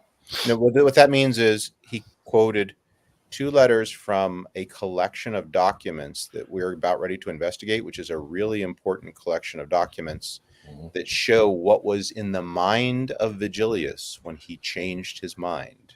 Yeah. Go ahead. The report of the Synod of Rome, 495, and Gelasius the First's letter to Dardanians, to the Dardanians, which discuss the power to bind and loose and the limitations of that power in regard to the deceased. So in the Roman practice, there's this reticence to get too involved with trying to bind and loose what's happening with the dead, right? Right. Some exceptions to that are clearly indulgences, right? Dude, would you like me to continue? I think that's all I have On that one. that my comments are. So the answer whether or not this is a dogma depends on whether damning someone's memory is taken as a statement that determines the eternal lot of their soul, or merely their reputation of a person who deserves to be condemned after death, though they enjoyed fame while they lived. Yeah. So the question is whether or not we merely determine the person's reputation among the living, or whether this involves binding or loosing in the afterlife. If the former, it's discipline. If the latter, maybe it's dogma. So let's take a look at what Vigilius, as Harrington found out, quoted from documents that happened to be in a collection, which is a collection of documents from the same date, which also contain Vigilius's own Constitutum. Very interesting. So what are the changes in the ordinary magisterium or papal canonical sentences that Vigilius would have known about before he decided to change his opinion? Okay. What are the paradigms for a pope changing his mind? So some of you have heard of Eusebius's church history. Right. He wrote it in the 4th century, and it was translated into Latin, so that by the 400s, everybody was reading it in Latin, right? William, I'm going to let you read this very, very, very long passage, but it's going to prove to us that everybody already knew that it was legitimate for popes to change their decisions. So let's see what Eusebius and Irenaeus say, both in the Latin and the Greek languages available at the time, and everybody had read about popes changing their opinions. Eusebius of Caesarea, who separately noted that Pope St. Victor became aware of a group of Christians who celebrated Easter according to a Jewish reckoning that did not require Easter to fall on Sunday. Eusebius records, Victor, who presided over the church at Rome, immediately attempted to cut off from the common unity the dioceses of all Asia with the churches that agreed with them as heterodox, and he wrote letters and proclaimed by voice of herald all the brethren there wholly excommunicate. But this did not please all the bishops, and they besought him to consider the things of peace and of neighborly unity and love. Words of theirs are extant, forcefully rebuking Victor. Among them was Irenaeus, who, sending letters in the name of the brethren in Gaul, over whom he presided, maintained that the mystery of the resurrection of the Lord should be observed only on the Lord's Day. He fittingly admonishes Victor that he should not cut off whole churches of God, which observe the tradition of an ancient custom. And after many other words, he proceeds as follows. For the controversy is not only concerning the day, but also concerning the very manner of the fast. For some think that they should fast one day, others 2, yet others more. Some, moreover, count their day as consisting of 40 hours day and night. This variety in its observance has not originated in our time, but long before in that of our ancestors. It is likely that they did not hold to strict accuracy, and thus formed a custom for their posterity, according to their own simplicity and peculiar mode. Yet all of these lived nonetheless in peace, and we also live in peace with one another. And the disagreement regarding the fast confirms the agreement in the faith. He adds to this the following account, which I may properly insert. Among these were the presbyters before Soter, who presided over the church which you now rule. We mean Anicetus and Pius and Hyginus and Telesphorus and Sistus. They neither observed it themselves, nor did they permit those after them to do so. And yet, though not observing it, they were nonetheless at peace with those who came to them from the parishes in which it was observed, although this observance was more opposed to those who did not observe it. But none were ever cast out on account of this form.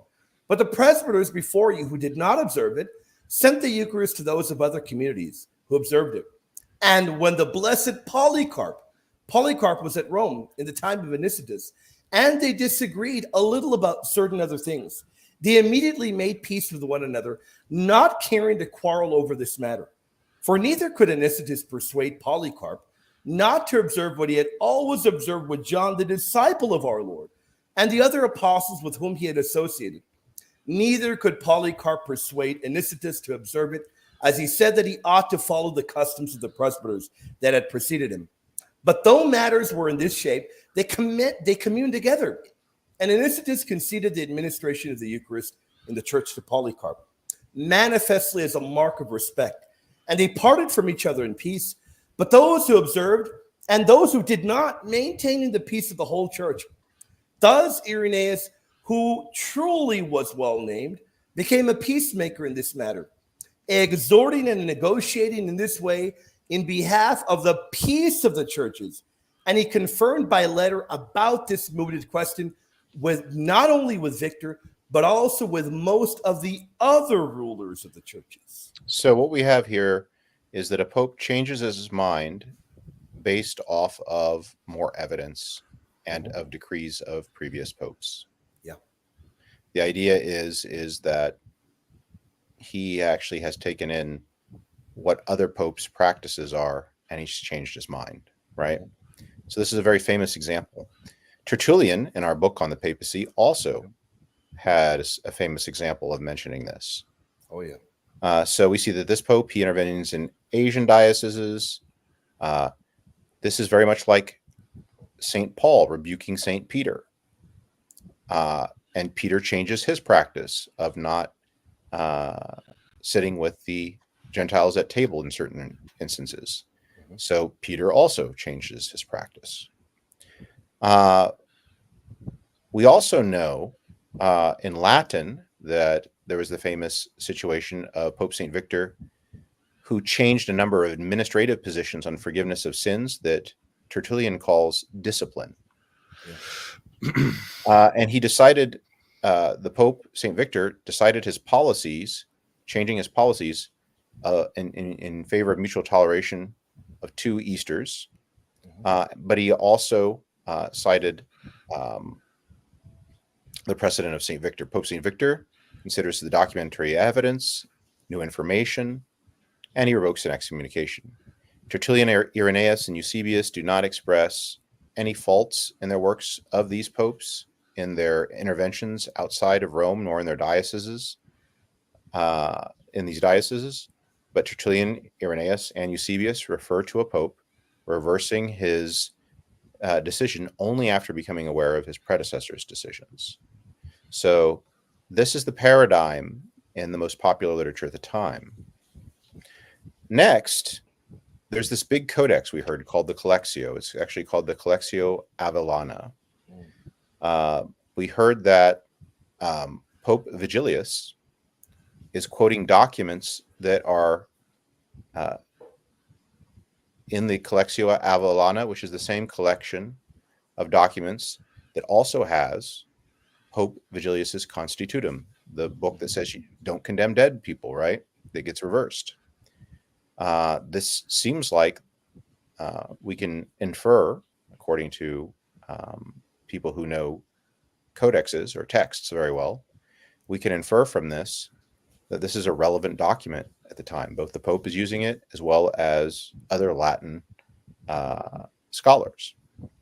But what else is in this Collectio Avellana, which contains Pope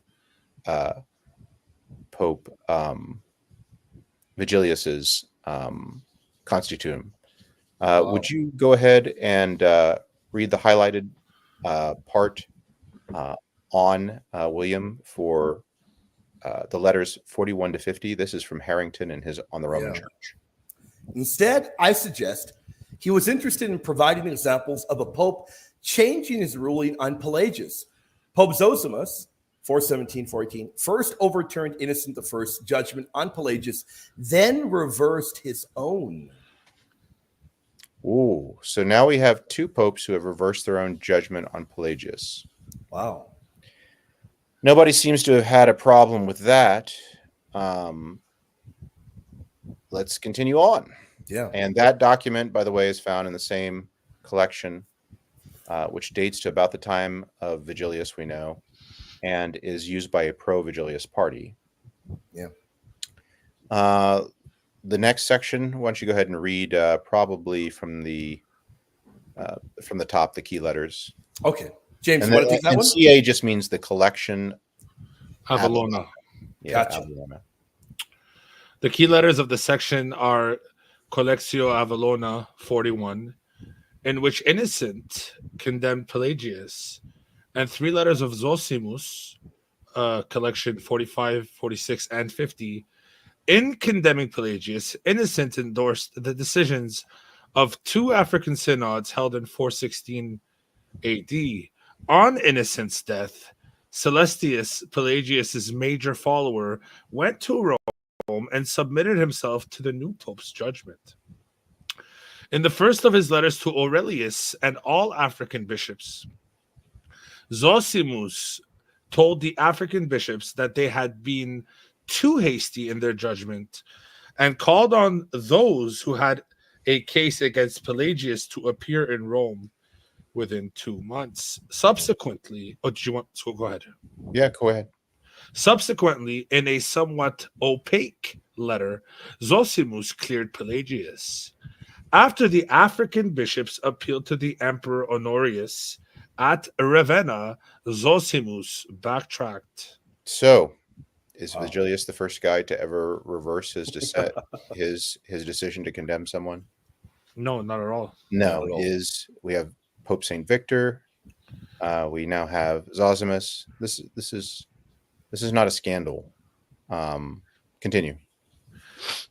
In his letter of 21st of March 418, which is replete with assertions of papal authority, he informed them that we have done nothing that we would not refer to you by letter, and we are giving this in a fraternal spirit and consulting on common basis, not because we do not know what needs to be done, but because in an equal manner we wish to share with you the management of the person who had been accused before you. Zosimus's volte-face was complete. Okay, so this is stuff that is very famous at the time. So Vigilius knows this before he changes his judgment on condemning or not condemning someone. Let's read the last one, if you would, William. Yeah, definitely. You want me to read from the top or the highlighted? Yeah, I think from the top. The contemporary relevance of the argument is, I suggest, apparent in a letter that Gregory the Great, as a deacon to Pelagius II, sent to the archbishop and bishops of Istria during the schism that followed Vigilius's condemnation of the 3 chapters. Gregory sought to address their concern that they were expected to move to a position which, at the beginning of the controversy, the apostolic see and all the leading prelates in Latin provinces had strongly resisted.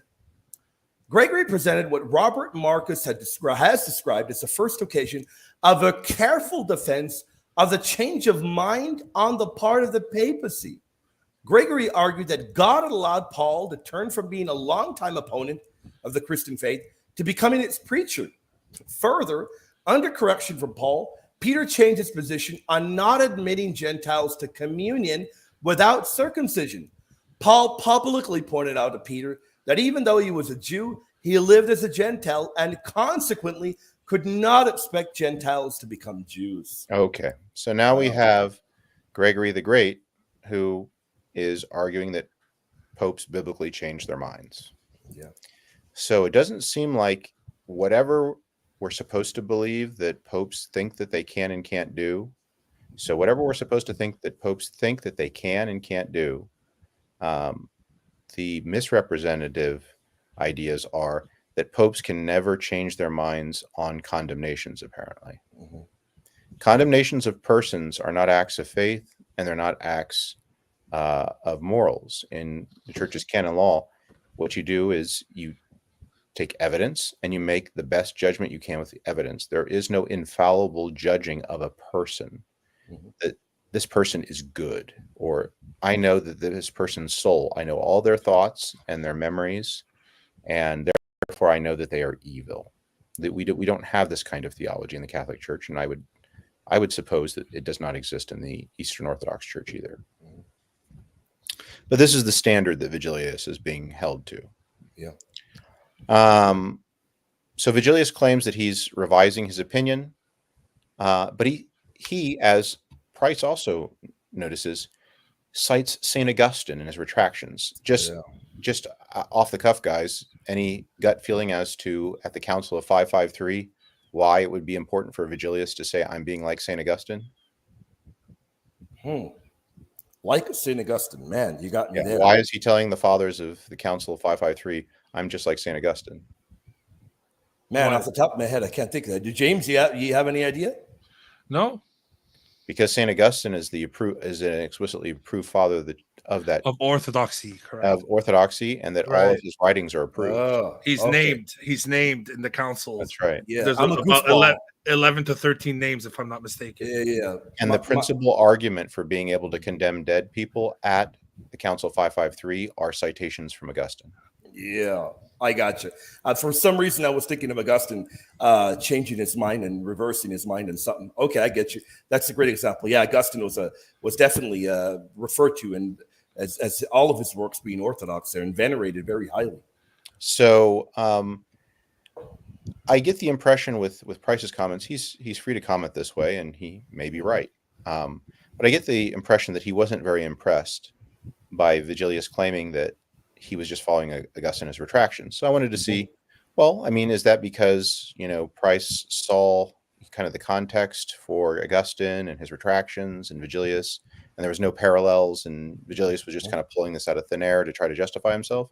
Right. Well, my conclusions, I think, are very positive on this. So the word retractions, unlike our first meaning in English, in Latin means something like a second self-critical look at one's literary production by the author himself as an act of humility. Okay. So to write a retraction is actually something that was invented by Augustine. Nobody before this is ever cited as having written a retraction. So he invented his own genre of work. Wow. Yeah. Amazing. And the one person that actually wrote his own retractions in imitation of Augustine was the Venerable Bede. That's the only other saint of the church that we have, or historical figure. So I provide a hyperlink in the paper to Augustine's letter to Marcellinus. What is he's getting ready to write his retractions. What does he say he's getting ready to do? One of the two of you can feel free to read this section. You go ahead, brother. Go ahead. Nope. I'll do the next one. No, go for it. It doesn't matter. Okay. I freely confess, accordingly, that I endeavor to be one of those who write because they have made some progress, or who, by means of writing, make further progress. If therefore, through inadvertence or want of knowledge, anything has been stated by me, which may with good reason be condemned, not only by others who are able to discover this, but also by myself. For if I ought, making progress, I ought, at least after it has been pointed out, to see it. Such a mistake is not to be regarded with surprise or grief, but rather forgiven, and made the occasion of congratulating me, not, of course, on having erred, but on having renounced an error. For there is an extravagant perversity in the self-love of the man who desires other men to be in error, that the fact of his having erred may not be discovered. How much better and more profitable is it that in the points in which he has erred, others should not err, so that he may be delivered from his error by their advice, or if he refuses, may at least have no followers in his error. For if God permit me, as I desire, to gather together and point out, in a work devoted to this, the things which most justly displease me in my books, men will then see how far I am from being a partial judge in my own case. Okay, so that's how he thinks about what he's getting ready to do. That's pretty much what Vigilius is doing. Yeah. Letter to Quodvult Deus. This is while he's writing his retractions. So that was when he was intending to write them. Now, what does he say when he's writing them? Go ahead. I am busy over a very urgent matter. I am passing in review all my writings, and am writing to show, either by correcting or by defending it, what should be and can be read, where, that is, anything I have written displeases me or might give offense to others. This sounds like what Vigilius is claiming that he's doing in Yeah. his second Constitutum. Augustine's retractions. Let's read from the preface, please. This is 426, 427. For I am now writing treatises in which I have undertaken to retract my smaller works, for the purpose of demonstrating that even I myself have not in all things followed myself. But I think that with God's mercy, I have written progressively and not begun from perfection. Since indeed I speak more arrogantly than truly, if even now I say that I have at length in this age of mine arrived at perfection, without any error in what I write. But the difference is in the extent and the subject of an error, and the facility with which anyone corrects it. Or is it pertinacity with which one endeavors to defend his error? Certainly there is good hope of that man whom the last day of his life shall find so progressing that whatever was wanting to his progress may be added to him, and that he should be adjudged rather to need perfecting than punishment. This sounds like Vigilius may have been reading the retractions in order to get some Yeah. consolation. Right. Now, analyses of Augustine's retractions by scholars lead to the fact that Augustine basically holds two kinds of retractions within his works. The first kind of retraction that he does is on doctrines of the faith, on religious matters that he considers to be of orthodoxy or heterodoxy. But there's also a second group of retractions that he does, mainly on scriptural exegesis, but he claims that that is based off of better knowledge of original text, where he's changing his interpretation of a text because he's done work on the Greek or the Hebrew, right? Yeah. Well, guess what? Price agrees that Vigilius thinks that he's doing something like scriptural exegesis, not doctrine of the faith. In Price's own words, he sees Vigilius making reference to himself as having better knowledge of the original texts, like in Augustine's self-examples of scriptural exegesis. So Price himself, in his own words, his own opinion, would agree with my own reading of this, which is Vigilius is referring to Augustine's retractions, the part where he changes his opinion because there's new evidence, and it's not on a matter of faith and morals. So that's kind of a big deal. Very big deal. Vigilius invokes his own correction of the Constitutum to be in imitation of number 2, the non-doctrinal level, namely the correcting of a biblical interpretation based on better knowledge of the original manuscripts or better reading of competing texts. Let's read from Vigilius's famous decretal letter, which he writes to Eutychius. Okay. Yeah, I'll dive in. Wherefore, on account of our desire that you, my brothers, should know what we have done in this matter, we make it known to you by this letter.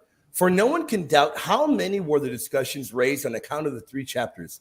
That is, concerning Theodore, sometime bishop of Suestia, and his writings, as well as concerning the writings of Theodoret, concerning that letter which is said to have been written by Ibis to Marius the Persian, and how diverse were the things spoken and written concerning these 3 chapters. Now, in every business, sound wisdom demands that there should be a retraction of what was propounded after examination. There ought to be no shame when what was at first omitted is made public after it is discovered by a further study of the truth. And if this is the case in ordinary affairs, how much more in ecclesiastical strifes should the same dictate of sound reason be observed, especially since it is manifest that our fathers, and especially the blessed Augustine, who was in very sooth illustrious in the divine scriptures, and a master in Roman eloquence, retracted some of his own writings and corrected some of his own sayings, and added what he had omitted and afterward found out. We, led by their example, never gave over the study of the questions raised by the controversy with regard to the before mentioned 3 chapters, nor our search for passages in the writings of our fathers, which were applicable to the matter. That is incredible. I had to make that go. That's incredible. Yeah. Okay. So apparently this is 3 years of back and forth, in my opinion, because nobody bothers to read all the texts which are being cited by the very council fathers. Right. Conclusions. Eusebius, the anonymous compiler of the Eusebius plus the anonymous compiler of this Collectio Avellana, which also includes Vigilius's Constitutum, as well as Gregory the Great, all witness to a regular papal policy of reversing condemnations of people based upon new or fuller evidence, both before, during, and after Vigilius. The preeminent evidence for condemning the deceased Catholic Bishop Theodore of Mopsuestia at Constantinople II was found in statements made by St. Augustine of Hippo, who is called an approved father on matters of dogma and doctrine, whatever he should teach. Augustine was willing and taught by example, by revising his own theological and interpretive opinions based upon that were based upon erring when he had new evidence. Right. Pope Vigilius admits changing his opinion according to the mind of Augustine, given new evidence about a condemnation of individual persons who died in communion with the Church. Vigilius imitated the legal sentences of past popes and the humility of Augustine. Beautiful. Vigilius is commemorated as a saint in Constantinople III for his doctrine and example, and is exonerated of any doctrinal error or scandal in his works according to the authenticated acts acclaimed publicly by all the fathers of the council, the papal legates, and the Byzantine emperor. And I end my argument. Wow. That's amazing. Tremendous. Yeah, phenomenal. Wow. Yeah. I think I read over Pope Saint Zosimus's works. These are the ones that he writes to Aurelius, right? Yes. Yes. Yeah, I've read them actually, and I should have clicked in on that. I don't know why I didn't. That it is regular practice for an amendment to be made, right? Yeah. And just a question. There's nothing wrong with that. Yeah. There's just a question. How would they charge Vigilius of such a thing? Now maybe I'm gonna be a little rash here. I brought this up earlier, William, and you could correct me if I'm wrong, Father and William. There is a statement about Licudus, right? That says he is manifestly a heretic in the 1672 Pan-Orthodoxal Council of Jerusalem, and that it officially declares that he is a heretic. You mean Lucaris? Yeah, I said Licudus. Yeah, you said Licudus. Now you're condemning the dead. Come on, James. Oh my goodness, Dr. Licudus, rest in peace, great man. Yep, great man. Sorry, guys, I meant Lucaris. No worries. We all make mistakes. So I know that there's condemnations for Lucaris in the Council of Jassy and the Council of Bethlehem, Jerusalem, 1672. But they later amended this.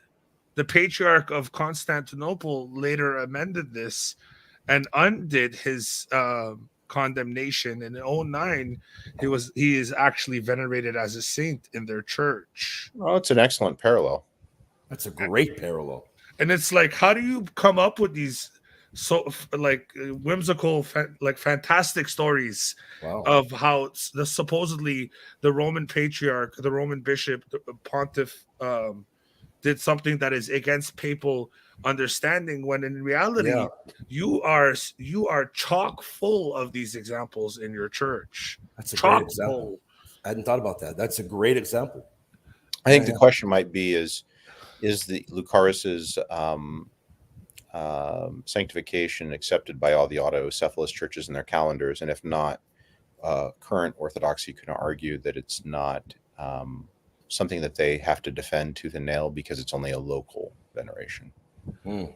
Well, I don't think, but it's an excellent example from the Greek position that illustrates Right. exactly what you're saying. right. Well, actually, I think it's elevated to all. I think he is considered a saint for all in 09. Okay.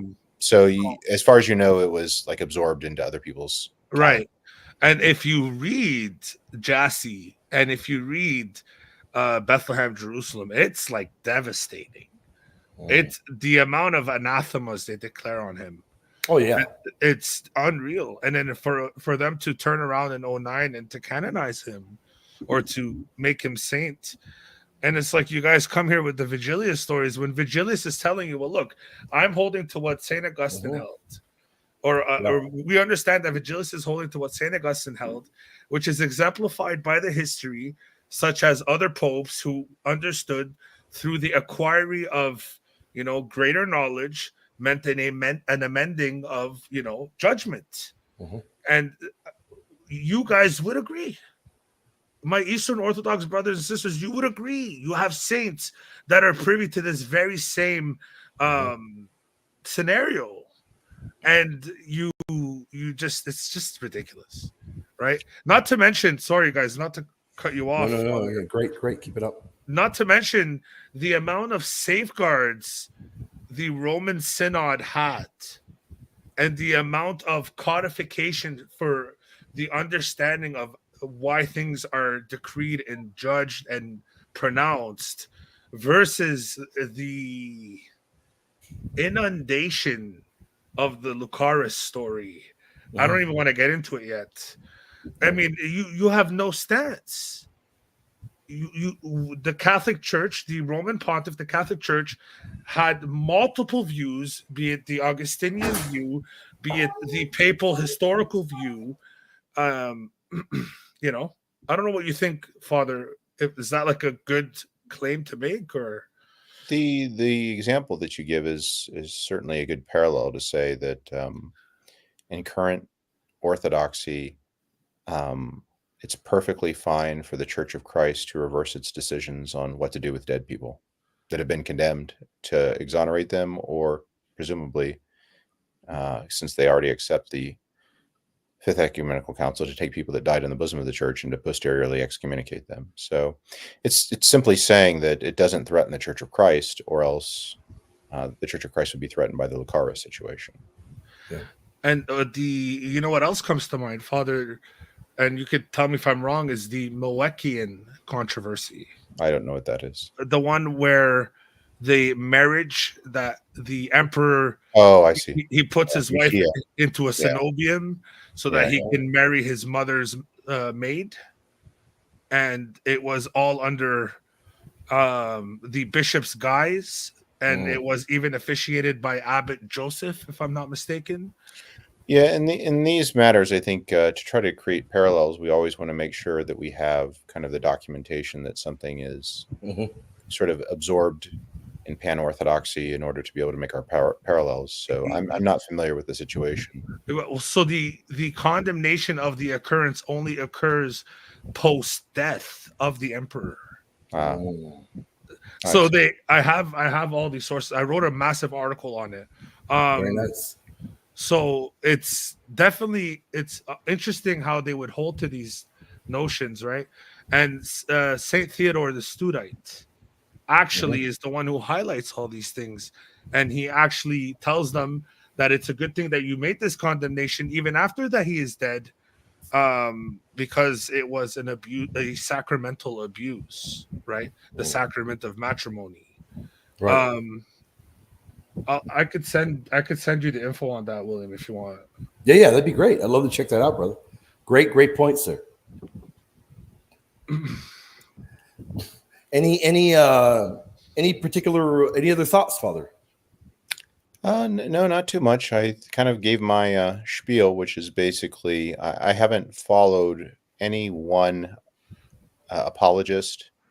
I've never watched a full show, but of course, when I see it come up on the feeds, and then I see kind of summaries of the arguments. Basically, the snidbits that I've got, and then I'll ask you for clarification since you keep up on this stuff as much as you can, William. My impression has been is that there's a lot of people that are disturbed by the presentation of Vigilius. And there's a lot of people who feel triumphant about the alleged inconsistency of Vigilius. Well, what we're really seeing is every generation of popes had an inconsistency. It was called reversing one's judgment on a matter of condemning or exonerating a person. The new topic is whether or not that also extends to doing it to dead people. It stayed in the area of discipline. And there's really nothing to see here. We can now move on. Fantastic points. Great points. That was excellent. That was fantastic. And I know we took, I think we had a large audience, and I think people misunderstood that we were wrapping up the show. They left early because we usually take the Q&A at the end, and we ended up taking it early. But we still have a good audience right now. But I think that was fantastic. That was great. Any concluding thoughts before we wrap up, Brother James? No, I think the case of the anti-papal claims and the use of Vigilius, I think, is a thing of the past. Yeah. I don't see them. I don't know. In good faith, if you use it again, you're just dishonest. Well, certainly, you two can hold people's feet to the fire, because they're going to have to come up with some way to counter the sources now that are available for everybody on the internet. Yeah, 100%. Yeah, no doubt. There is that information is out there now. So without a doubt, it'd be very interesting to see how people react. And one thing I'd like to say, that people, if you were edified by the show, don't forget to leave comments down below. Let us know. Help the video, the visibility with the algorithm. Make sure to flood the comment section with your thoughts. Do you like it? You appreciate it? Do you want to see more shows like this? What kind of shows are you interested in? We definitely do read all the comments. We take everything into consideration. We love reading your comments, and everybody, we hope you've been edified, and we try to give it do as much justice as we could. And I think it was done very well. Now, I will bother you, Father. Will you do us a great favor of perhaps closing out with a closing prayer? And maybe before the closing prayer, maybe if you want to talk about anything that you've been working on, unless it's top secret. Now, you've been doing some incredible stuff there. I don't know if it's top secret, but for Ascension Press, and you've been doing some great stuff out there. Maybe you want to talk about that a little bit before. Yeah, I just got the English translation of The Life of Anthony coming out, and also The Rule of Basil, and a New English translation, which is non-technical, that every person can just read it for their spiritual purposes and not get lost in weird vocabulary that doesn't feel like it's in the right century anymore. Yeah. So that'll be coming out, but I don't have much else to say other than that. James, brother, I forgot to allow you to plug your channel, brother. Shout out to your channel. Plug it, brother. Anything you want to say? My name is James. I have Divine Mercy Apologetics. I love you all. Thank you all for your support. Instagram, Divine Mercy Apologetics _